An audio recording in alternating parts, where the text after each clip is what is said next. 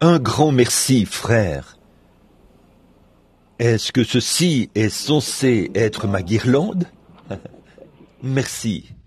Bonsoir, mes amis. Je suis heureux d'être ici ce soir et très content que nous puissions tous être là. Je remercie le bon Seigneur pour ses merveilleux services d'hier soir.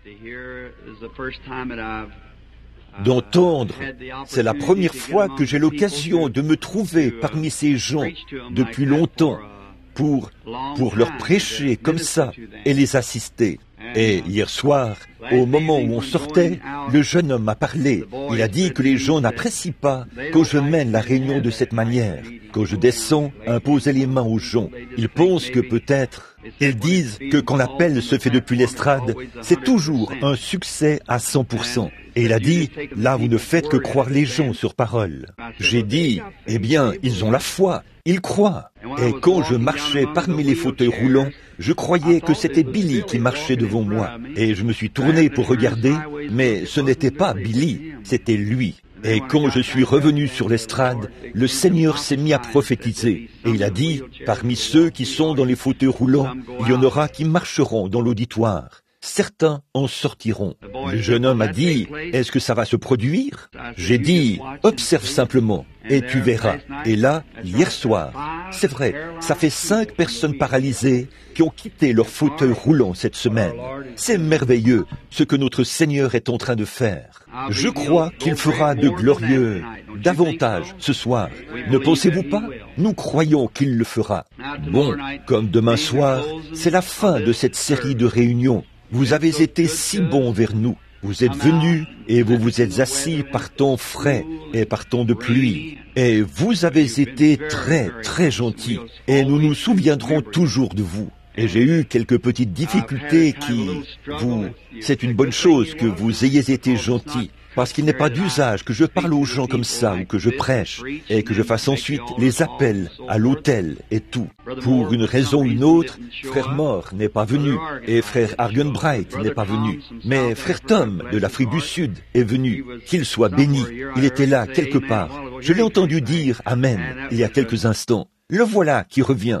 Et c'était, ne serait-ce pas là le petit garçon qui s'appelle William Branham? Oh là là, c'est la première fois que je te vois, fiston. Tu es un brave garçon. Je compte bien te voir chez moi très bientôt.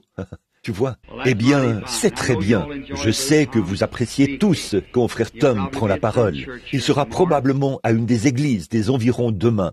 Probablement que frère Biller, qui est assis ici, prêchera aussi quelque part demain matin. Ces autres frères ici, je suppose qu'ils sont attendus dans des églises quelque part.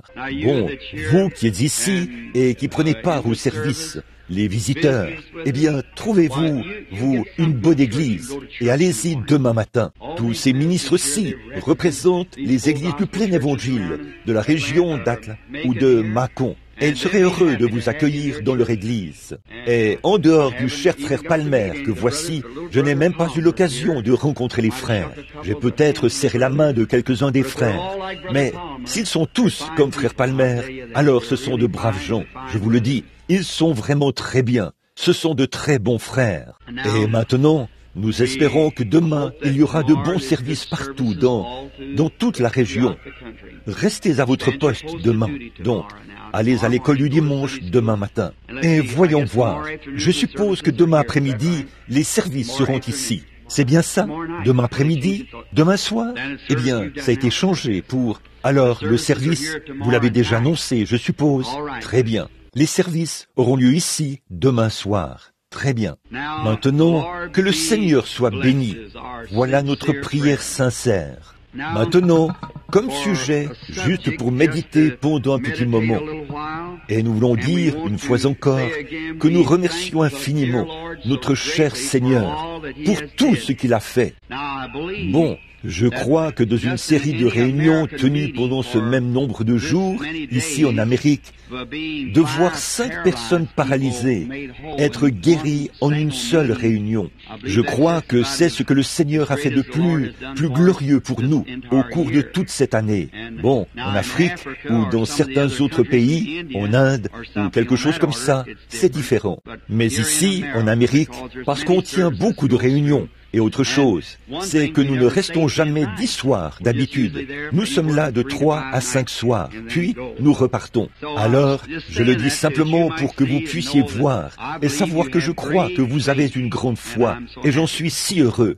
On a dit que beaucoup de gens ont rendu des témoignages. Frère Wood et les autres me parlaient aujourd'hui de gens qui ont rendu témoignage, d'avoir été guéris de toutes sortes de maladies et tout. Et il y en avait plusieurs qui étaient sur des lits de camp. Je crois que nous n'avons qu'un seul lit de camp ici ce soir. Dieu a pris soin de tous ceux qui étaient sur les lits de camp et tout. N'est-ce pas merveilleux? Dites, en passant, hier soir, au moment de venir sur l'estrade, l'un des premiers cas qui se sont présentés là était un cas qui faisait pitié à voir.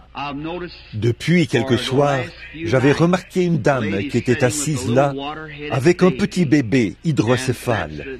Et il n'y a rien que l'on puisse faire à ce sujet en termes de recherche médicale ou de recherche scientifique pour aider ces tout-petits. Ils sont vraiment totalement impuissants. Et la pauvre petite maman était si préoccupée. Elle emmenait ce petit enfant soir après soir. Et il pleurait. Je regardais continuellement le petit enfant. Et je pouvais voir quel était le problème. Et bien des fois, les visions parlent. Mais moi, je n'en parle pas du tout. Un homme m'a appelé au téléphone il y a quelques instants. Je l'avais rencontré dans un restaurant l'autre soir.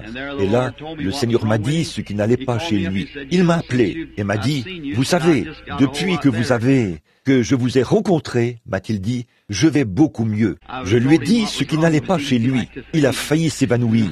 Vous savez. Et alors c'est ça, tout ce que vous avez à faire, c'est simplement d'observer. Vous voyez, ça s'accomplira de toute façon. Donc, ce n'est pas tant s'ils en savent quoi que ce soit. Tant que vous savez, que Dieu a dit que tout ira bien. Donc, ça règle la question, voyez-vous. L'idée, ce n'est pas que nous voulons que les gens sachent. Tant que c'est Dieu qui l'a dit, eh bien, amen. On lâche prise. Et si on pense qu'un peu d'encouragement les aiderait, alors d'habitude, on dit quelque chose. Mais ce petit bébé est venu sur l'estrade. Il avait une grosse tête hydrocéphale. Et il s'appuyait contre sa pauvre petite mère, fatiguée. Et dès que j'ai imposé les mains à cet enfant, j'ai vu cette lumière tournoyer autour de la tête de l'enfant. Et j'ai su que quelque chose allait se produire. Alors j'ai demandé à la mère si elle voulait bien ramener l'enfant à la maison. J'ai su que quelque chose lui était arrivé à ce moment-là. Si je pouvais seulement trouver quelque chose pour le prouver à la mère. Mais je lui ai parlé, j'ai dit, ramenez l'enfant à la maison. Elle habite hors de la ville. Je crois qu'il lui a dit qu'elle vivait quelque part, à une distance d'environ 160 kilomètres. Elle parcourt environ 300 kilomètres chaque soir pour emmener l'enfant. Et je lui ai dit que lorsqu'elle allait rentrer chez elle, mettez-lui une petite ficelle autour de la tête et mesurez la ficelle. Puis coupez cette ficelle. Et ensuite, remettez la ficelle le lendemain soir. Demain soir. Et apportez-moi la ficelle pour qu'on voit combien la tête de ce bébé a rétréci.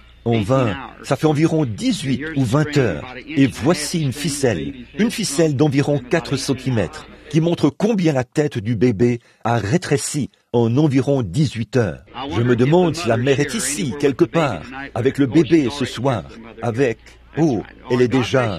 Voici la mère ici. C'est vrai. Très bien. Que Dieu vous bénisse, sœur.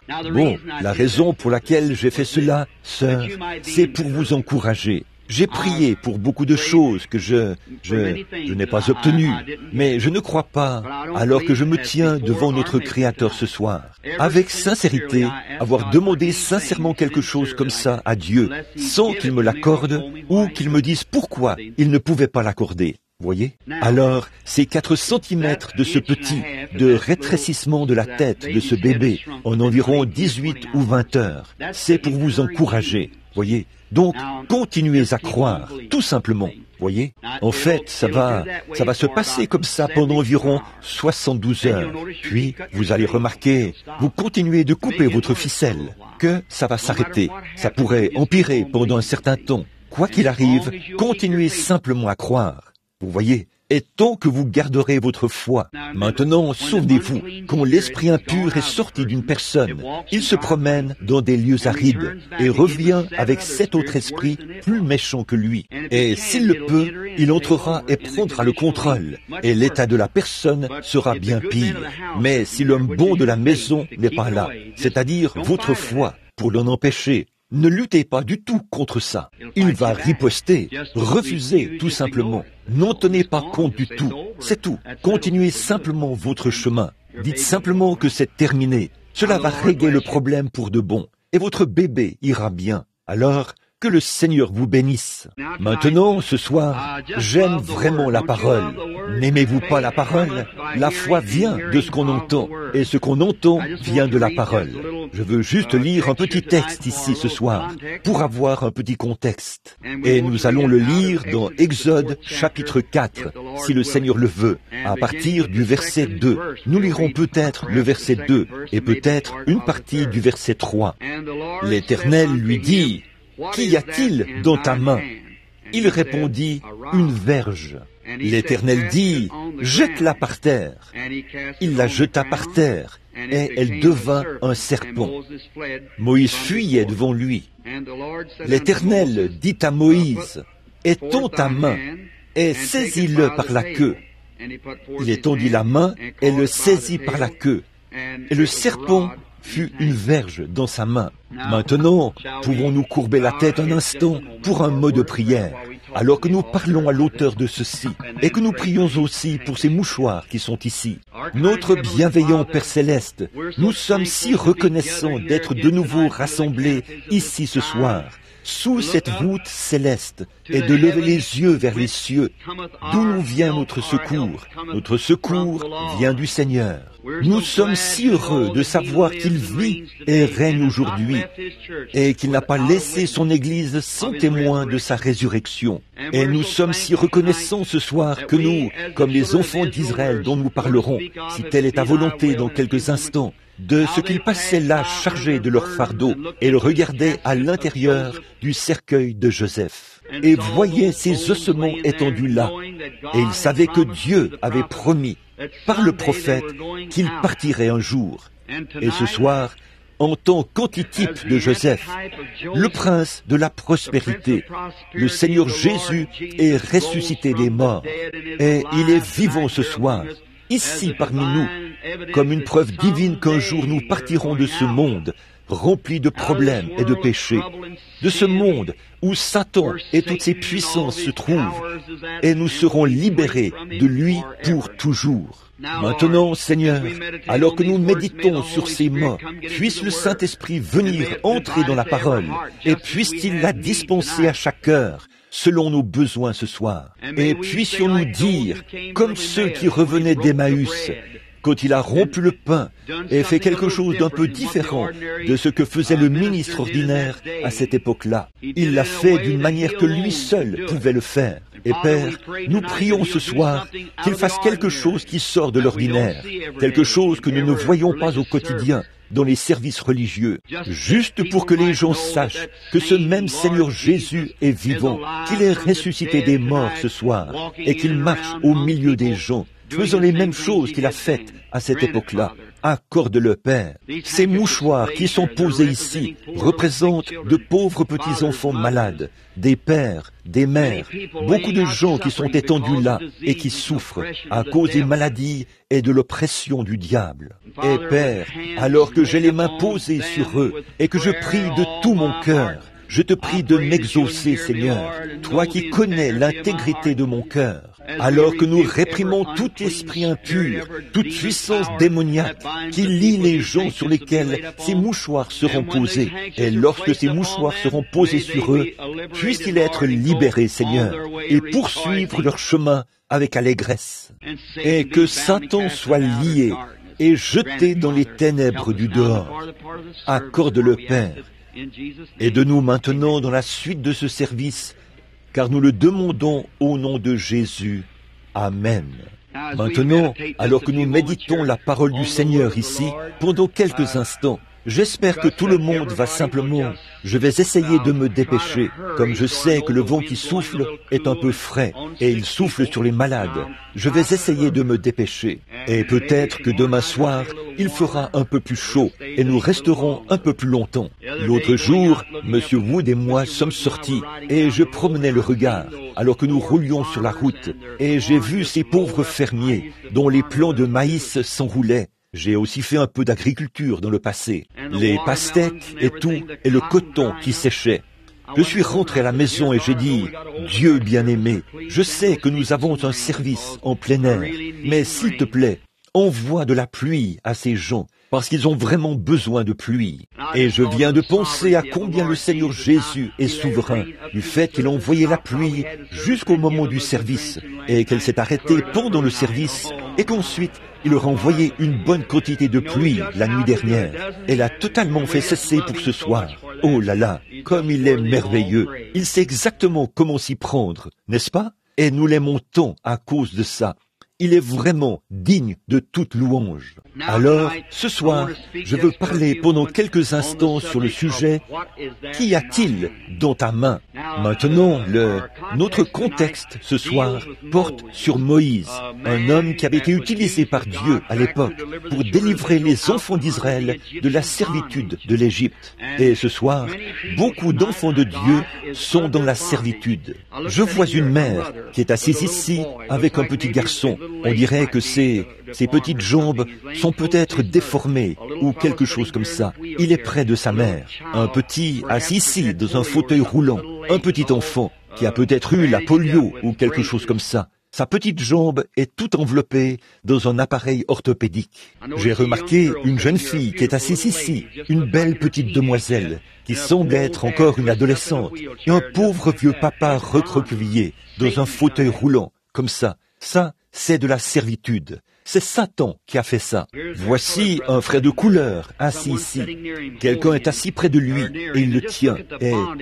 Il est près de lui. Regardez donc la servitude dans laquelle Satan a mis les gens.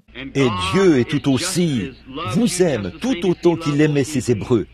Et quand Dieu avait envoyé Moïse là-bas, parce qu'il avait promis qu'il viendrait les libérer de cette servitude, et Dieu a promis qu'en ce dernier jour, il enverrait Jésus-Christ, le Saint-Esprit, au milieu de nous, pour libérer tous les malades et les affligés. Car il est écrit, et ce sont les dernières paroles qu'il a prononcées avant de quitter cette terre. Il a dit, « Allez par tout le monde, prêchez l'Évangile à toute la création. » Jusqu'où? L'âge des apôtres? Par tout le monde. L'Évangile n'a pas encore atteint le monde entier. Allez par tout le monde et prêchez l'Évangile à toute la création.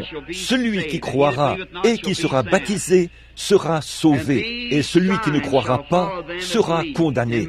Voici les miracles qui accompagneront ceux qui auront cru. En mon nom, ils chasseront les démons. Ils parleront de nouvelles langues. Ils saisiront des serpents, ou s'ils boivent des breuvages mortels, ça ne leur fera point de mal. S'ils imposent les mains aux malades, les malades seront guéris. C'est ce que dit la Bible. Jésus a été enlevé au ciel. La dernière commission qu'il a donnée à l'Église, c'était de guérir les malades.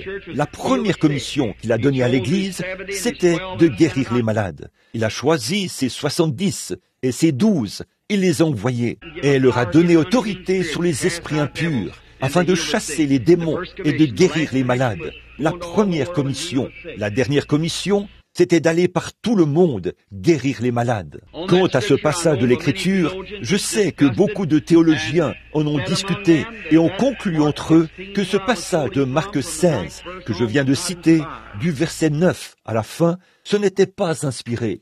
Ceci me rappelle, je ne crois pas que la chair soit un endroit pour plaisanter, et je ne crois pas aux plaisanteries. Il faut garder la chair pure. Les plaisanteries, c'est là, à l'extérieur. Mais ceci, c'était juste une petite histoire qui est vraie. Ça pourrait avoir l'air d'une plaisanterie, mais ce n'en est pas une. Il y avait un jeune homme dans notre région du pays qui avait un appel au ministère. Sa mère, qui était une vieille dame vraiment remarquable, l'avait envoyé au loin dans un séminaire pour qu'il devienne ministre. Et pendant qu'il était là-bas, eh bien, au séminaire, à l'université, pour apprendre à prêcher et tout, alors là, sa mère est tombée malade, vraiment malade. Elle avait une pneumonie. On avait fait venir le médecin et bien entendu, il lui avait administré tout ce qu'il pouvait lui administrer. Et elle ne pouvait pas prendre de pénicilline puisqu'elle était allergique à cela. Il lui administrait donc des sulfamides et d'autres choses. Mais ça ne fonctionnait pas du tout. Eh bien, les poumons de cette femme avaient fini par être complètement congestionnés et elle était très mal en point. Aussi avait envoyé un télégramme à son fils pour lui dire de se tenir prêt, car il pensait que sa mère allait mourir d'un moment à l'autre. Et il fallait on voulait qu'il revienne à la maison. Il était très loin. Mais tout à coup, eh bien, il y avait une petite dame qui habitait au coin de la rue, qui faisait partie d'une mission du plein évangile. Elle habitait au coin de la rue et elle croyait à la guérison divine. Elle est donc allée voir la vieille dame. Et lui a dit, « Sœur, a-t-elle dit, notre pasteur et nous, qui sommes là-bas à notre église, nous croyons que Jésus est mort pour guérir les malades. Et si vous n'y voyez pas d'objection, pourquoi ne pas permettre à notre pasteur de venir prier pour vous? Peut-être que Dieu exaucerait sa prière et vous guérirait. » Elle a dit, « Ce serait très bien, faites-le venir. » Alors cet homme est venu, a prié pour elle, et elle s'est rétablie. Environ 1 an plus tard, son fils est rentré à la maison et ils étaient ensemble et parlaient de différentes choses. Il a dit, « Au fait, maman, a-t-il dit, on n'a jamais parlé de ce que le médecin t'avait donné pour que tu te rétablisses si rapidement, la fois où tu souffrais d'une pneumonie et que je me tenais prêt à venir. » Elle a dit, « Oh, fiston, a-t-elle dit, j'ai oublié de te le dire. » Il a dit, « Tu connais cette petite mission qui se trouve là-bas, au coin de la rue ?» Il a dit, « Oui. » Elle a dit, « Tu sais, une dame est venue ici et m'a dit d'inviter son pasteur à venir prier pour moi. » Et elle a ajouté, « Tu sais, il est venu et a lu un passage de la Bible dans Marc, chapitre 16, et a dit, « Ils imposeront les mains aux malades et les malades seront guéris. » Sais-tu que le Seigneur m'a guéri sur le champ? Eh bien, a-t-elle dit, a dit le jeune homme. Bon, écoute, maman, a-t-il dit, eh bien, ces gens-là sont des illettrés. Il a dit, vois-tu, ils ne comprennent pas. Il a dit, la guérison divine, ça n'existe pas. Il a dit, il n'y a rien de tel dans la Bible. Il a dit, ça, c'était autrefois. Il a dit, en fait, au séminaire, eh bien, nous avons appris que Marc 16, à partir du verset 9, ce n'est pas inspiré. La brave maman a dit, eh bien, Alléluia! Et il a dit, maman, voyons, a-t-il dit, tu agis comme ces gens-là. Et elle a dit, eh bien, gloire à Dieu. Il a dit, mais maman, qu'est-ce qui t'arrive? Elle a dit, je réfléchissais à ceci. Si le Seigneur a pu me guérir grâce à une parole qui n'est pas inspirée, qu'est-ce qu'il pourrait faire avec celle qui est réellement inspirée? Si cette partie-là n'est pas inspirée, donc, c'est vrai. Je crois qu'elle est entièrement inspirée, d'un bout à l'autre, et elle est totalement à notre disposition. Tout est à nous. Nous n'avons aucun besoin, ni aucun manque de quoi que ce soit. Dieu a fourni tout ce dont nous avons besoin pour ce voyage-ci. Tout a été fourni pour nous juste ici. Oh, tout. Chaque fois qu'un homme naît de nouveau de l'Esprit de Dieu, le Seigneur lui donne un chéquier assez pour lui permettre de tenir pendant tout son voyage. Et pour obtenir toute bénédiction rédemptrice, le bas de chaque chèque est signé du nom de Jésus. Remplissez-le, tout simplement, et émettez-le. Voyez s'il ne va pas l'honorer. C'est vrai, émettez-le tout simplement. Cela, le dépôt a déjà été fait. Le dépôt a été fait au calvaire, car il était blessé pour nos transgressions, brisé pour notre iniquité. Le châtiment qui nous donne la paix est tombé sur lui, et c'est par ses meurtrissures que nous avons été guéris. Tout cela a été signé par son sang. C'est terminé. Tout, que celui qui veut vienne. Et cela est éprouvé. Il est éprouvé ici qu'il est ressuscité des morts et qu'il est vivant parmi nous ce soir. Il est notre libérateur. Nous qui sommes dans la servitude, quiconque est dans la servitude, Jésus-Christ est ici pour le libérer ce soir. Si vous croyez cela, bon, je ne suis pas ici pour vous libérer parce qu'il me serait impossible de le faire. Je n'ai pas été envoyé pour le faire. J'ai été envoyé pour prêcher l'Évangile. C'est tout. Christ est venu pour libérer. Bon, Moïse, quand il n'était qu'un nouveau-né, qu'une grande menace planait sur l'Égypte, et on tuait tous les enfants mâles. Et c'est juste à cette période-là que Moïse est né. Et quand sa mère a vu qu'il était un bel enfant, elle n'a pas craint la menace de Pharaon et ce qu'il faisait de tous les enfants. Alors, si vous regardez, mes amis, pour commencer, je veux que vous saisissiez bien ceci. Pour commencer, c'est que les dons et les appels sont sans repentir. C'est cela qui cause les ennuis. Voyez? N'essayez pas d'imiter quoi que ce soit. Soyez simplement ce que vous êtes dans le royaume de Dieu. Si vous êtes un doigt, soyez un doigt. Si vous êtes un nez, soyez un nez. Un œil, soyez un œil. J'espère que mon doigt ne décidera jamais de ne plus être un doigt parce qu'il n'est pas un œil. Ça va certainement me mettre hors service pendant un moment. Alors, c'est comme ça que nous devons tous prendre notre place et aller de l'avant. Mais l'ensemble du groupe, c'est le corps du Seigneur Jésus-Christ. Peu importe ce que c'est. Donc, cela montre que les dons et les appels sont sans repentir. Regardez Jésus. Il était la postérité de la femme depuis le jardin d'Éden. Il est né fils de Dieu. Moïse, c'était un bel enfant à sa naissance. Il était né pour être un libérateur. Il ne pouvait pas s'empêcher d'être prophète. C'est ce que Dieu avait fait de lui à sa naissance. Regardez Jean-Baptiste, 712 ans avant sa naissance, il était la voix de celui qui crie dans le désert. Regardez Jérémie, dans Jérémie 1,4, je crois. Dieu s'adressant à Jérémie a dit, « Je te connaissais et je t'avais consacré et je t'avais établi prophète des nations, avant même que tu sois conçu dans le sein de ta mère. » Là, on est obligé de croire à la prédestination et à la prédétermination. Absolument, c'est là. Les dons et les appels sont sans repentir. C'est ce que Dieu a établi dans l'Église. Je ne suis pas tout à fait d'accord avec mes frères de la dernière pluie là-dessus, sur le fait d'imposer les mains pour transmettre des dons spirituels. Je crois que vous avez mal compris cela. Voyez, ce n'est pas grave. Nous n'avons pas à nous disputer à ce sujet. Mais je crois que vous avez tort sur ce point. Voyez, Paul, dans Timothée, ils ont reconnu que Timothée était un ministre et un homme qui avait un don. On fait la même chose dans l'église baptiste et dans toutes les autres églises. Quand on voit un homme comme lui, on lui impose les mains. Non pas pour lui donner un don spirituel, mais pour lui donner la main d'association et notre bénédiction, afin qu'il exerce son ministère avec le don que Dieu lui a donné. C'est ça qui fait la différence, voyez-vous. Donc, si vous cherchez à lui donner un don, c'est ce que l'homme fait, voyez. Ça ne marchera jamais. Il est certain que ça n'a jamais été fructueux, et je ne pense pas que ça le sera un jour. Bon, mais quand c'est Dieu qui a fait quelque chose, c'est différent. Moïse s'est rendu compte qu'il était Moïse.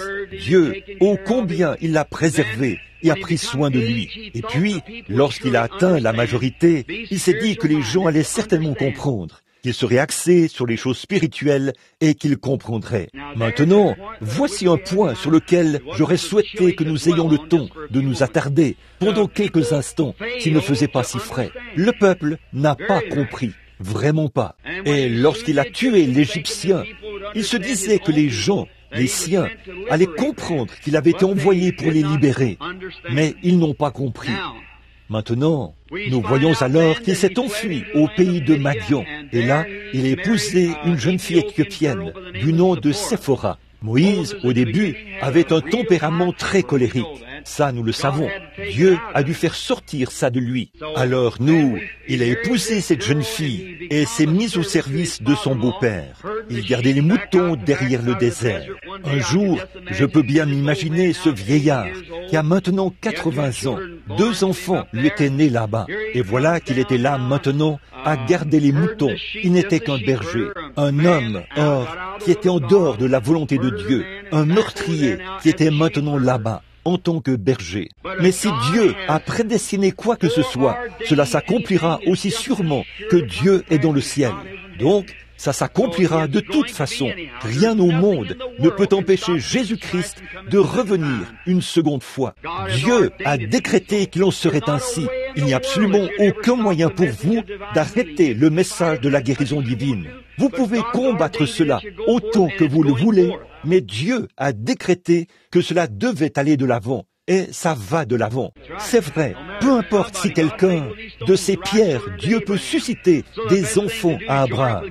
Donc la meilleure chose à faire, c'est de se joindre au programme de Dieu et d'avancer avec l'Église. C'est, à ma connaissance, la meilleure chose à faire. Tenez, il y a quelque temps, j'étais là-haut, dans la Statue de la Liberté, et je suis allé dans ce bras-là. Et lorsque j'ai regardé par la fenêtre, j'ai vu un tas de petits moineaux qui étaient morts. Ils étaient étendus partout là, à l'extérieur. Et m'adressant au guide, j'ai dit, « Dites donc, qu'est-ce qui se passe ? Ces petits moineaux sont morts. » Il a dit, « Monsieur, il y a eu un orage hier soir, et ces petits oiseaux se sont mis à tourner tout autour, et ils ont volé par ici, dans la lumière de cette statue de la liberté. Et au lieu de suivre la lumière, pour se mettre à l'abri, ils sont venus se fracasser la cervelle en essayant d'éteindre la lumière. La seule chose qui pouvait les aider, c'est ce qu'ils essayaient d'éteindre, et ils se sont tués à la tâche. » J'ai dit, gloire à Dieu, il se peut que des incrédules s'élèvent de concert, et que sais-je encore, des sceptiques, des incroyants, mais plus vous éteignez la lumière, que vous essayez d'éteindre la lumière de Dieu, plus vous vous frappez à mort et tombez en disgrâce. Et la lumière de Dieu continuera à briller tout au long des âges. C'est vrai, Dieu continuera à avancer malgré tout ce que n'importe qui peut faire. La meilleure chose à faire, c'est de vous joindre à lui et d'avancer avec le flot du Saint-Esprit. Et un jour, quand Moïse était là-bas, derrière le désert, je m'imagine qu'il était un peu découragé, alors qu'il marchait en se remémorant ce qui s'était passé en Égypte et tous ses amis. Et voici qu'il était marié avec quelqu'un d'une autre race et qu'il gardait les moutons de son beau-père. Il a levé la tête pour regarder là-bas. Il a vu un buisson en feu et il a trouvé bizarre que le buisson ne se consume pas. Donc, Dieu essayait d'attirer l'attention de Moïse. Et qu'est-ce que j'en sais? Qu'est-ce que vous en savez? Si cette série de réunions a eu lieu Dieu l'a organisée ici pour attirer l'attention de certains d'entre vous qui font partie de ces églises qu'il y a par ici, qui ne savent pas que Dieu est ressuscité des morts et que Jésus est vivant ici ce soir et qu'il guérit les malades et les affligés. Peut-être qu'il vous a fait venir ici pour que vous voyiez ces boiteux, ces infirmes et ces gens déformés se lever de leur fauteuil roulant et s'en aller en marchant,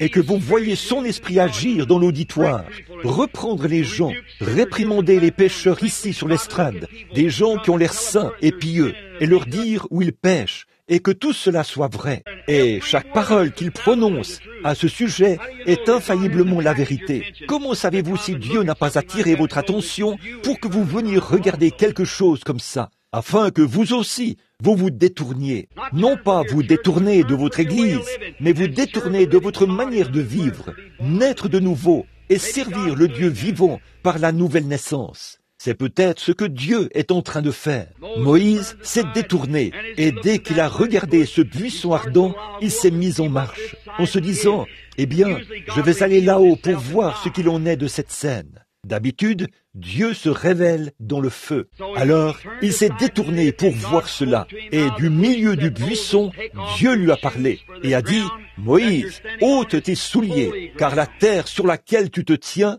est une terre sainte. » Alors, qu'en serait-il si Moïse avait dit, « Eh bien, Seigneur, pour te témoigner tout mon respect, je vais ôter mon chapeau. Ce sera tout aussi bien. » Dieu n'a pas dit « ton chapeau », il a dit « tes souliers ». Bon, si je disais « Eh bien, j'adhère à l'Église », ne suis-je pas tout aussi bon que les autres? Dieu n'a jamais dit « si un homme n'adhère pas à l'Église », il a dit « il faut que l'homme naisse de nouveau ». S'il ne le fait pas, vous dites « eh bien, je vais à une bonne église ». C'est très bien, mais ce n'est pas la condition requise. Si un homme ne naît d'eau et d'esprit, il ne pourra point entrer dans le royaume. Dieu a un programme bien établi. Peu importe combien tout le reste peut sembler bon, vous devez vous conformer à l'évangile de Dieu. C'est ce que dit la Bible. Et c'est ce que nous devons faire. Et Moïse devait se conformer au programme de Dieu, non pas à ce que Moïse pensait être respectueux, mais à ce que Dieu qualifiait de respectueux. Il s'est assis, il a ôté ses souliers, et il s'est approché. Il a dit, j'ai, lui, entendu les cris de mon peuple, et je suis descendu, et je vais t'envoyer là-bas pour les délivrer. Vous savez, Moïse s'est plaint. Il a dit, eh bien, voilà, je suis un homme à la bouche embarrassée. Je ne peux pas très bien parler, et je n'ai pas la parole facile, et ainsi de suite. Il s'est mis à se plaindre, et Dieu lui a dit qu'il lui enverrait Aaron. Et puis, il a voulu savoir, il a dit, s'il pouvait voir sa gloire, qu'est-ce qu'il leur dirait au sujet de ce qui était arrivé? Et Dieu a dit à Moïse, qu'y a-t-il dans ta main? Eh bien, peu importe ce qui se trouvait à proximité, Dieu aurait pu utiliser n'importe quoi. Dieu aurait pu utiliser un buisson, mais Moïse avait quelque chose dans sa main. Il a dit, c'est un bâton. Il a dit, jette-le par terre. Et il l'a jeté par terre. Et à ce moment-là, c'est devenu un serpent. Il l'a saisi par la queue. C'est redevenu une verge. Et ce faisant, Dieu a montré à Moïse ce qu'il était capable de faire. Qu'il était toujours le Dieu vivant. Il était capable de prendre le naturel et de le changer en surnaturel. Il pouvait faire tout ce qu'il voulait parce qu'il était Dieu. Moïse a pris ce bâton dans sa main, s'est empressé d'aller chercher Séphora, sa femme, l'a fait monter sur un mulet et a fait asseoir un enfant sur chacune de ses hanches. Et le bâton à la main, il a tenu un vieil âne par la bride. Et le voilà qui descend en Égypte pour libérer 2 millions de personnes. Pouvez-vous imaginer ça? Quelle image bizarre ce serait! Ce vieil homme de 80 ans, la barbe blanche et les cheveux qui flottent au vent, comme ça, tout heureux, poussant des cris, criant très fort, « Gloire à Dieu !» Sa femme, assise à califourchon sur ce mulet, avec un enfant sur chaque hanche, et il s'en va là-bas pour prendre le contrôle. Pouvez-vous imaginer ça? Que pensez-vous qu'auraient dit les soldats de cette grande armée ce jour-là? Eh bien, ce pauvre vieux a perdu la raison. C'est toujours ce que pense le monde. Mais il avait la parole du Seigneur et elle devait s'accomplir. Il avait la promesse de Dieu et il agitait ce vieux bâton qu'il avait dans sa main. Eh bien, un bâton sec pour combattre la grande armée de l'Égypte qui avait conquis le monde à son époque, doté de milliers de chars, de cavaliers, de lanciers, des plus grandes unités mécanisées. C'est exactement comme si un seul homme essayait de combattre la Russie aujourd'hui, ou quelque chose comme ça. Peut-être qu'il aurait même plus de chance. Et Moïse, qui avait 80 ans, j'imagine qu'il était chauve sur le dessus du crâne, la barbe qui pendait, les cheveux sur la nuque, et le voilà qui conduisait ce mulet et qui descendait là-bas pour prendre le contrôle. Et le plus beau de l'histoire, c'est qu'il l'a fait. C'est vrai, parce que Dieu avait fait la promesse. Quand Dieu promet quoi que ce soit, Dieu est dans l'obligation de se charger de sa promesse. Dieu la confirmera toujours. Peu m'importe ce que qui que ce soit en dit. Quand Dieu dit que c'est ainsi, alors c'est ainsi. Faites-y reposer votre âme, votre corps et votre force, parce que Dieu est tenu d'exécuter sa parole. Amen. Je suis si reconnaissant pour ce petit cantique que nous chantons. Chaque promesse du livre m'appartient. Chaque chapitre, chaque verset, chaque ligne. Je me confie en son amour divin. Chaque promesse du livre m'appartient. C'est pour quiconque veut venir boire à la source des eaux du Seigneur. Gratuitement, sans argent, sans rien payer. C'est déjà payé. N'importe qui peut venir boire. Moïse, qui descend pour prendre le contrôle. Quel spectacle! Et quand il est arrivé là-bas, il a pris ce vieux bâton, la seule chose qu'il avait dans sa main. Il a vaincu l'Égypte et a conduit les enfants d'Israël. Il a nourri par le même bâton jusqu'à ce qu'ils arrivent au pays promis. Amen. Un vieux bâton sec. Vous n'avez peut-être pas grand-chose dans votre main. Il se peut que vous ne soyez même pas capable de siffler. Mais quoi que vous ayez dans votre main, laissez Dieu s'en emparer et il le bénira. Amen. Si vous ne pouvez pas faire plus que de témoigner à votre prochain, si vous ne pouvez pas faire plus que de lever la main et dire « Oh Dieu, j'accepte chaque parole de cela », prenez ce que vous avez dans la main et faites ce que vous pouvez pour la gloire de Dieu. Une fois, un petit garçon est allé voir Jésus. Il avait avec lui 4 ou 5 petits pains et du poisson. Bon, dans la main du petit garçon, ce n'était pas grand-chose. Mais une fois dans les mains du Seigneur Jésus-Christ, il a béni cela et a nourri 5000 personnes.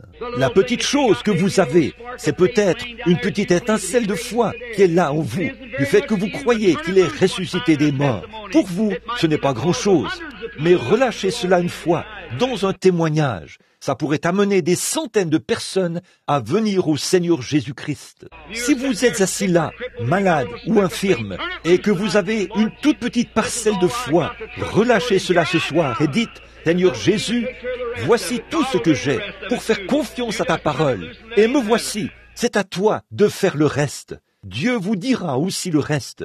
Tout ce que vous avez à faire, c'est de relâcher cela et de le laisser s'en occuper. Quel genre d'atomes Jésus a-t-il relâché à ce moment-là? Il a pris ses poissons, il les a nourris, non pas de poissons crus ou de poissons vivants, mais il les a nourris de poissons cuits et de pain cuit. Amen. Je ne sais pas où il les a pris. Quoi qu'il en soit, il les a nourris et ils en ont mangé. Comme l'a dit cet homme, il n'y a pas longtemps, il a dit, vous croyez cette histoire à propos des lits et des corbeaux lorsqu'ils s'étaient installés là-haut? J'ai dit, oui monsieur, j'en crois chaque mot. C'est vrai. Les gens pensaient qu'Élie était fou, installé là-haut, sur la montagne. Et là, il buvait de l'eau chaque fois qu'il en avait besoin. Tandis qu'en bas, les bourgeois et ceux de la haute société mouraient de faim. Et eux, il le traitait de fou. Il était dans une meilleure situation que beaucoup de gens. Il avait des serviteurs de couleur qui lui portaient à manger chaque fois qu'il avait faim. Ça, c'est mieux que beaucoup de gens qui sont assis ici ce soir. C'est vrai, chaque fois qu'il avait faim, voici un corbeau qui arrivait avec un sandwich. Il le lui donnait, puis repartait en volant. Il s'agenouillait là et buvait de l'eau quand il en avait besoin. Il était dans la volonté de Dieu. Il avait pris Dieu au mot. Amen. C'est tout ce que vous avez à faire. C'est d'accepter sa parole. Quelqu'un a dit, voyons, frère Branham, voulez-vous vraiment dire que des corbeaux lui apportaient un sandwich? J'ai dit, oui monsieur. Il a dit, eh bien, où ces corbeaux les trouvaient-ils? J'ai dit, je ne sais pas. Les corbeaux allaient les chercher et les apportaient à Élie, et il les mangeait. J'ai dit, c'est pareil pour le Saint-Esprit. Vous vous moquiez de moi parce que je poussais des cris. J'ai dit, je ne peux pas vous dire d'où ça vient. C'est le Saint-Esprit qui me l'apporte. Je le mange, tout simplement, et j'aime cela, et je vis par cela. Je ne sais pas d'où ça vient, mais je reçois cela. C'est tout ce que je sais. Tant qu'il me l'apportera, je serai prêt à l'accepter. Amen. Vous dites, comment cet homme va-t-il marcher s'il ne va pas chez le médecin? Je n'y peux rien. Quand Dieu le dit, il marchera de toute manière. Attendez, vous verrez. C'est à Dieu de prendre soin de sa parole. Il veille à ce qu'elle s'accomplisse et il est tenu de l'accomplir. Et il le fera dans tous les cas. Amen. Pour tout homme ou toute femme qui osera le prendre au mot. Oh là là, c'est la vérité, oui monsieur. Moïse est allé là-bas et il a fait exactement ce que le Seigneur lui avait dit de faire, pourvu que vous preniez simplement ce que vous avez dans la main et que vous le remettiez à Dieu. Eh bien, quelque temps après, il y avait un jeune homme, une fois, du nom de David, un jeune berger qui vivait sur le flanc de la colline et qui faisait paître les brebis de son père. Mais il savait que la bénédiction du Seigneur reposait sur lui. Donc, il savait que Dieu était avec lui. Et un jour, quand l'armée d'Israël s'était rassemblée pour se battre contre les Philistins, eh bien, son père Isaïe a dit, « Bon, je vais t'envoyer voir tes frères.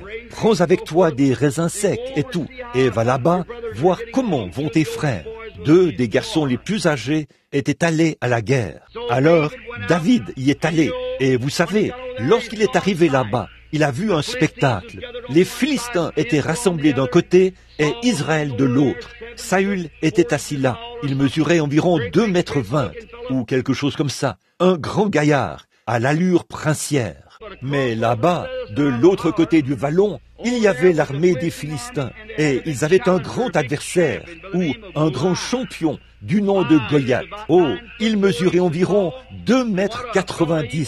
C'était un vrai colosse. Et quand le diable sait qu'il a le dessus sur vous, il ne se prive certainement pas de vous en mettre plein la vue, s'il le peut. Alors, il s'est placé là-bas, sur le flanc de la colline, et a dit, « Je vous propose un marché, à vous tous. Ne provoquons pas d'effusion de sang. » Voyez, il était grand de taille, et il avait un avantage sur chacun d'eux. Alors il a dit, « Envoyez, choisissez un homme là-bas, au sein de l'armée d'Israël et qu'il vienne ici se battre contre moi. Si je le tue, alors vous nous servirez tous. S'il me tue, alors nous vous servirons. Certainement, c'est comme ça que le diable fera les choses. Eh bien, prenez par exemple ce gars-ci. Si je pouvais voir ceci, ou cela, voyez, chaque fois que les gens ont ce genre d'idée. Mais un jour, il s'est vanté devant la mauvaise personne.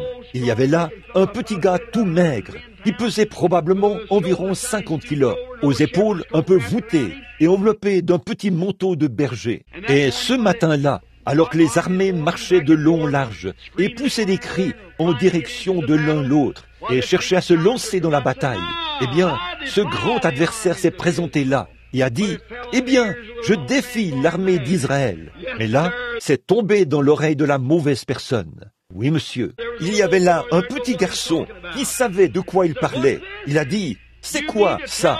Vous voulez me dire que vous allez rester là et laisser ce Philistin incirconcis insulter l'armée du Dieu vivant? Amen. Il savait de quoi il parlait. Oh là là! Goliath, là tu as eu tort de te vanter. Et quand David a entendu ça, alors son frère a dit, bon, écoute, je connais la malice de ton cœur, là. Alors, arrête de parler ainsi. Certains disaient, eh bien, il pourra épouser la fille du roi, et le roi le comblera de richesses, et la maison de son père sera affranchie en Israël, et ainsi de suite. Il a dit, de quoi parlez-vous, là? Oh là là, un petit bonhomme de rien du tout. C'est comme ça qu'il...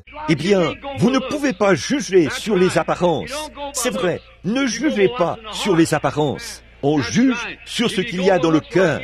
C'est vrai, si on juge sur les apparences, eh bien, Israël aurait eu beaucoup de fil à retordre à l'idée qu'ils obtiendraient de l'eau d'un rocher. C'était la chose la plus sèche du pays. Mais Dieu avait dit, parle au rocher, c'est lui qui a l'eau. Et aujourd'hui, ils disent, si la guérison divine existe, on la retrouverait dans certaines de ces grandes églises classiques. C'est juste ce que vous pensez à ce sujet. Voyez, c'est vrai, c'est peut-être la chose la plus sèche que vous ayez jamais vue. Mais il y a de l'eau là, et il vous suffit de parler au rocher. Amen. Maintenant, je veux que vous remarquiez. Alors, quand David, je peux le voir s'avancer là et dire, on l'a conduit devant le roi. Il a dit, bon, un instant là, a-t-il dit, amenez ce garçon ici. Il s'est avancé vers lui. Le jour, Saül l'a traité de gringalet. Il devait être vraiment un petit gars, tout maigre, vous savez, aux petites épaules arquées, qui marchait d'une certaine manière et qui le regardait avec des petits yeux innocents. Il lui a dit, eh bien, écoute, tu ne peux pas mener cette bataille. Il a dit que personne ne se décourage en son cœur à cause de ce géant. Il a dit, ton serviteur ira le combattre. Oh là là, j'aime ce courage. Pas vous? Pourquoi? Nous verrons dans un instant pourquoi il avait ce courage. Ce qui faisait la différence. Oui, monsieur, il a dit, j'irai là-bas combattre ce géant. Et là, Saül, ce gros bébé, qui était assis là, presque aussi grand qu'un géant, et qui était censé être un roi en Israël, et tout ça, voilà qu'il restait assis là, effrayé à l'idée d'aller se battre contre lui. Ça me fait penser à beaucoup de ces gens aujourd'hui qui ne croient pas à la guérison divine. Ils prétendent croire la Bible, puis ils laissent le diable leur marcher dessus et faire n'importe quoi. Je crois à une expérience du Saint-Esprit à l'ancienne mode, au fait d'être né de nouveau, enraciné, 2 fois mort.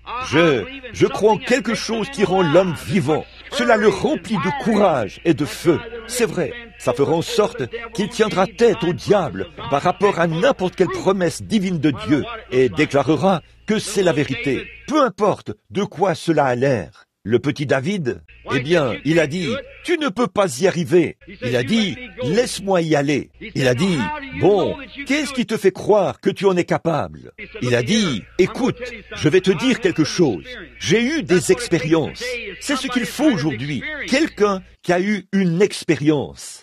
David a dit, j'ai eu une expérience. Il a dit, quand je faisais paître les brebis de mon père là-bas, et qu'un lion est venu, un ours est venu, attraper un chevreau ou un petit agneau, et il s'est enfui avec lui, a-t-il dit. J'ai couru après lui, et je l'ai frappé à la tête avec cette fronde. Et quand j'étais en train d'arracher l'agneau de sa gueule, il s'est levé, et je l'ai tué. Il a dit, le Dieu qui a livré le lion entre mes mains, et l'ours entre mes mains, a-t-il dit. À combien plus forte raison me livrera-t-il ce Philistin incirconcis? C'est vrai. Alors, Saül a dit, dans ce cas, viens ici, je vais alors faire de toi un vrai prédicateur ecclésiastique.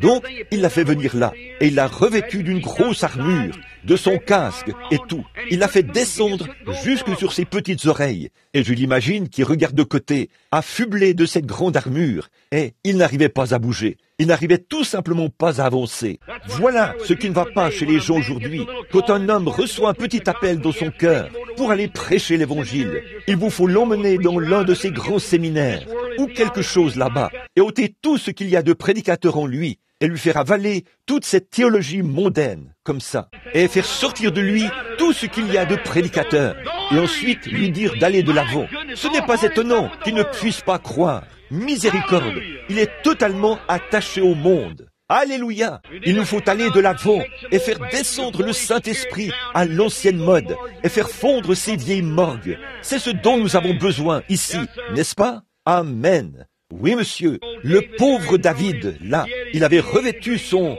sa licence en lettres, vous savez, et son diplôme en droit, et son doctorat en droit, et son doctorat en théologie, vous savez, et il était revêtu de tout ça. Il a dit, je ne sais rien de tout ça, je ne suis pas accoutumé à cela, je ne sais pas ce que c'est. Il a dit, je ne peux pas le faire. Et Saül s'est vite rendu compte que son vêtement ecclésiastique n'allait pas à un homme de Dieu. Amen. Voilà ce qui ne va pas chez les gens aujourd'hui. Si vous enlevez simplement ces vieux vêtements ecclésiastiques et que vous descendez, je préférerais avoir une bonne vieille expérience. Je préférerais que mon fils côtoie un homme qui ne connaît pas son alphabet, mais qui puisse l'emmener là-haut, sur le flanc d'une colline, près d'une vieille souche quelque part, et prier pour lui, jusqu'à ce qu'il ait une expérience du Saint-Esprit à l'ancienne mode, plutôt que de l'envoyer dans toutes les écoles du pays, qui ôterait de sa vie la puissance de Dieu et les bénédictions de Dieu. Amen. C'est vrai. Oui, monsieur. Et là, David a regardé ces choses et a dit, je ne sais rien au sujet de ceci.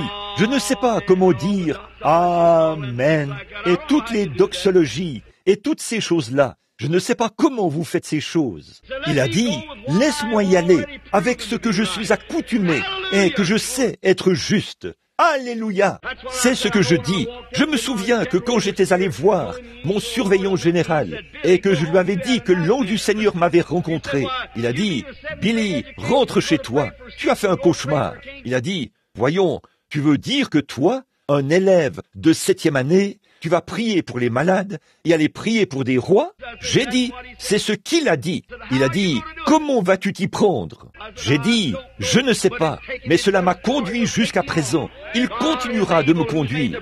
Dieu en est capable. C'est lui qui a fait la promesse. Et ça arrivera. Il a dit, voyons, fiston, je pense que tu ferais mieux de rentrer à la maison. Tu as besoin de repos. Je n'avais pas besoin de repos. J'avais besoin de me mettre au boulot. Ça faisait déjà trop longtemps que je me reposais. C'est là le problème de beaucoup de gens aujourd'hui.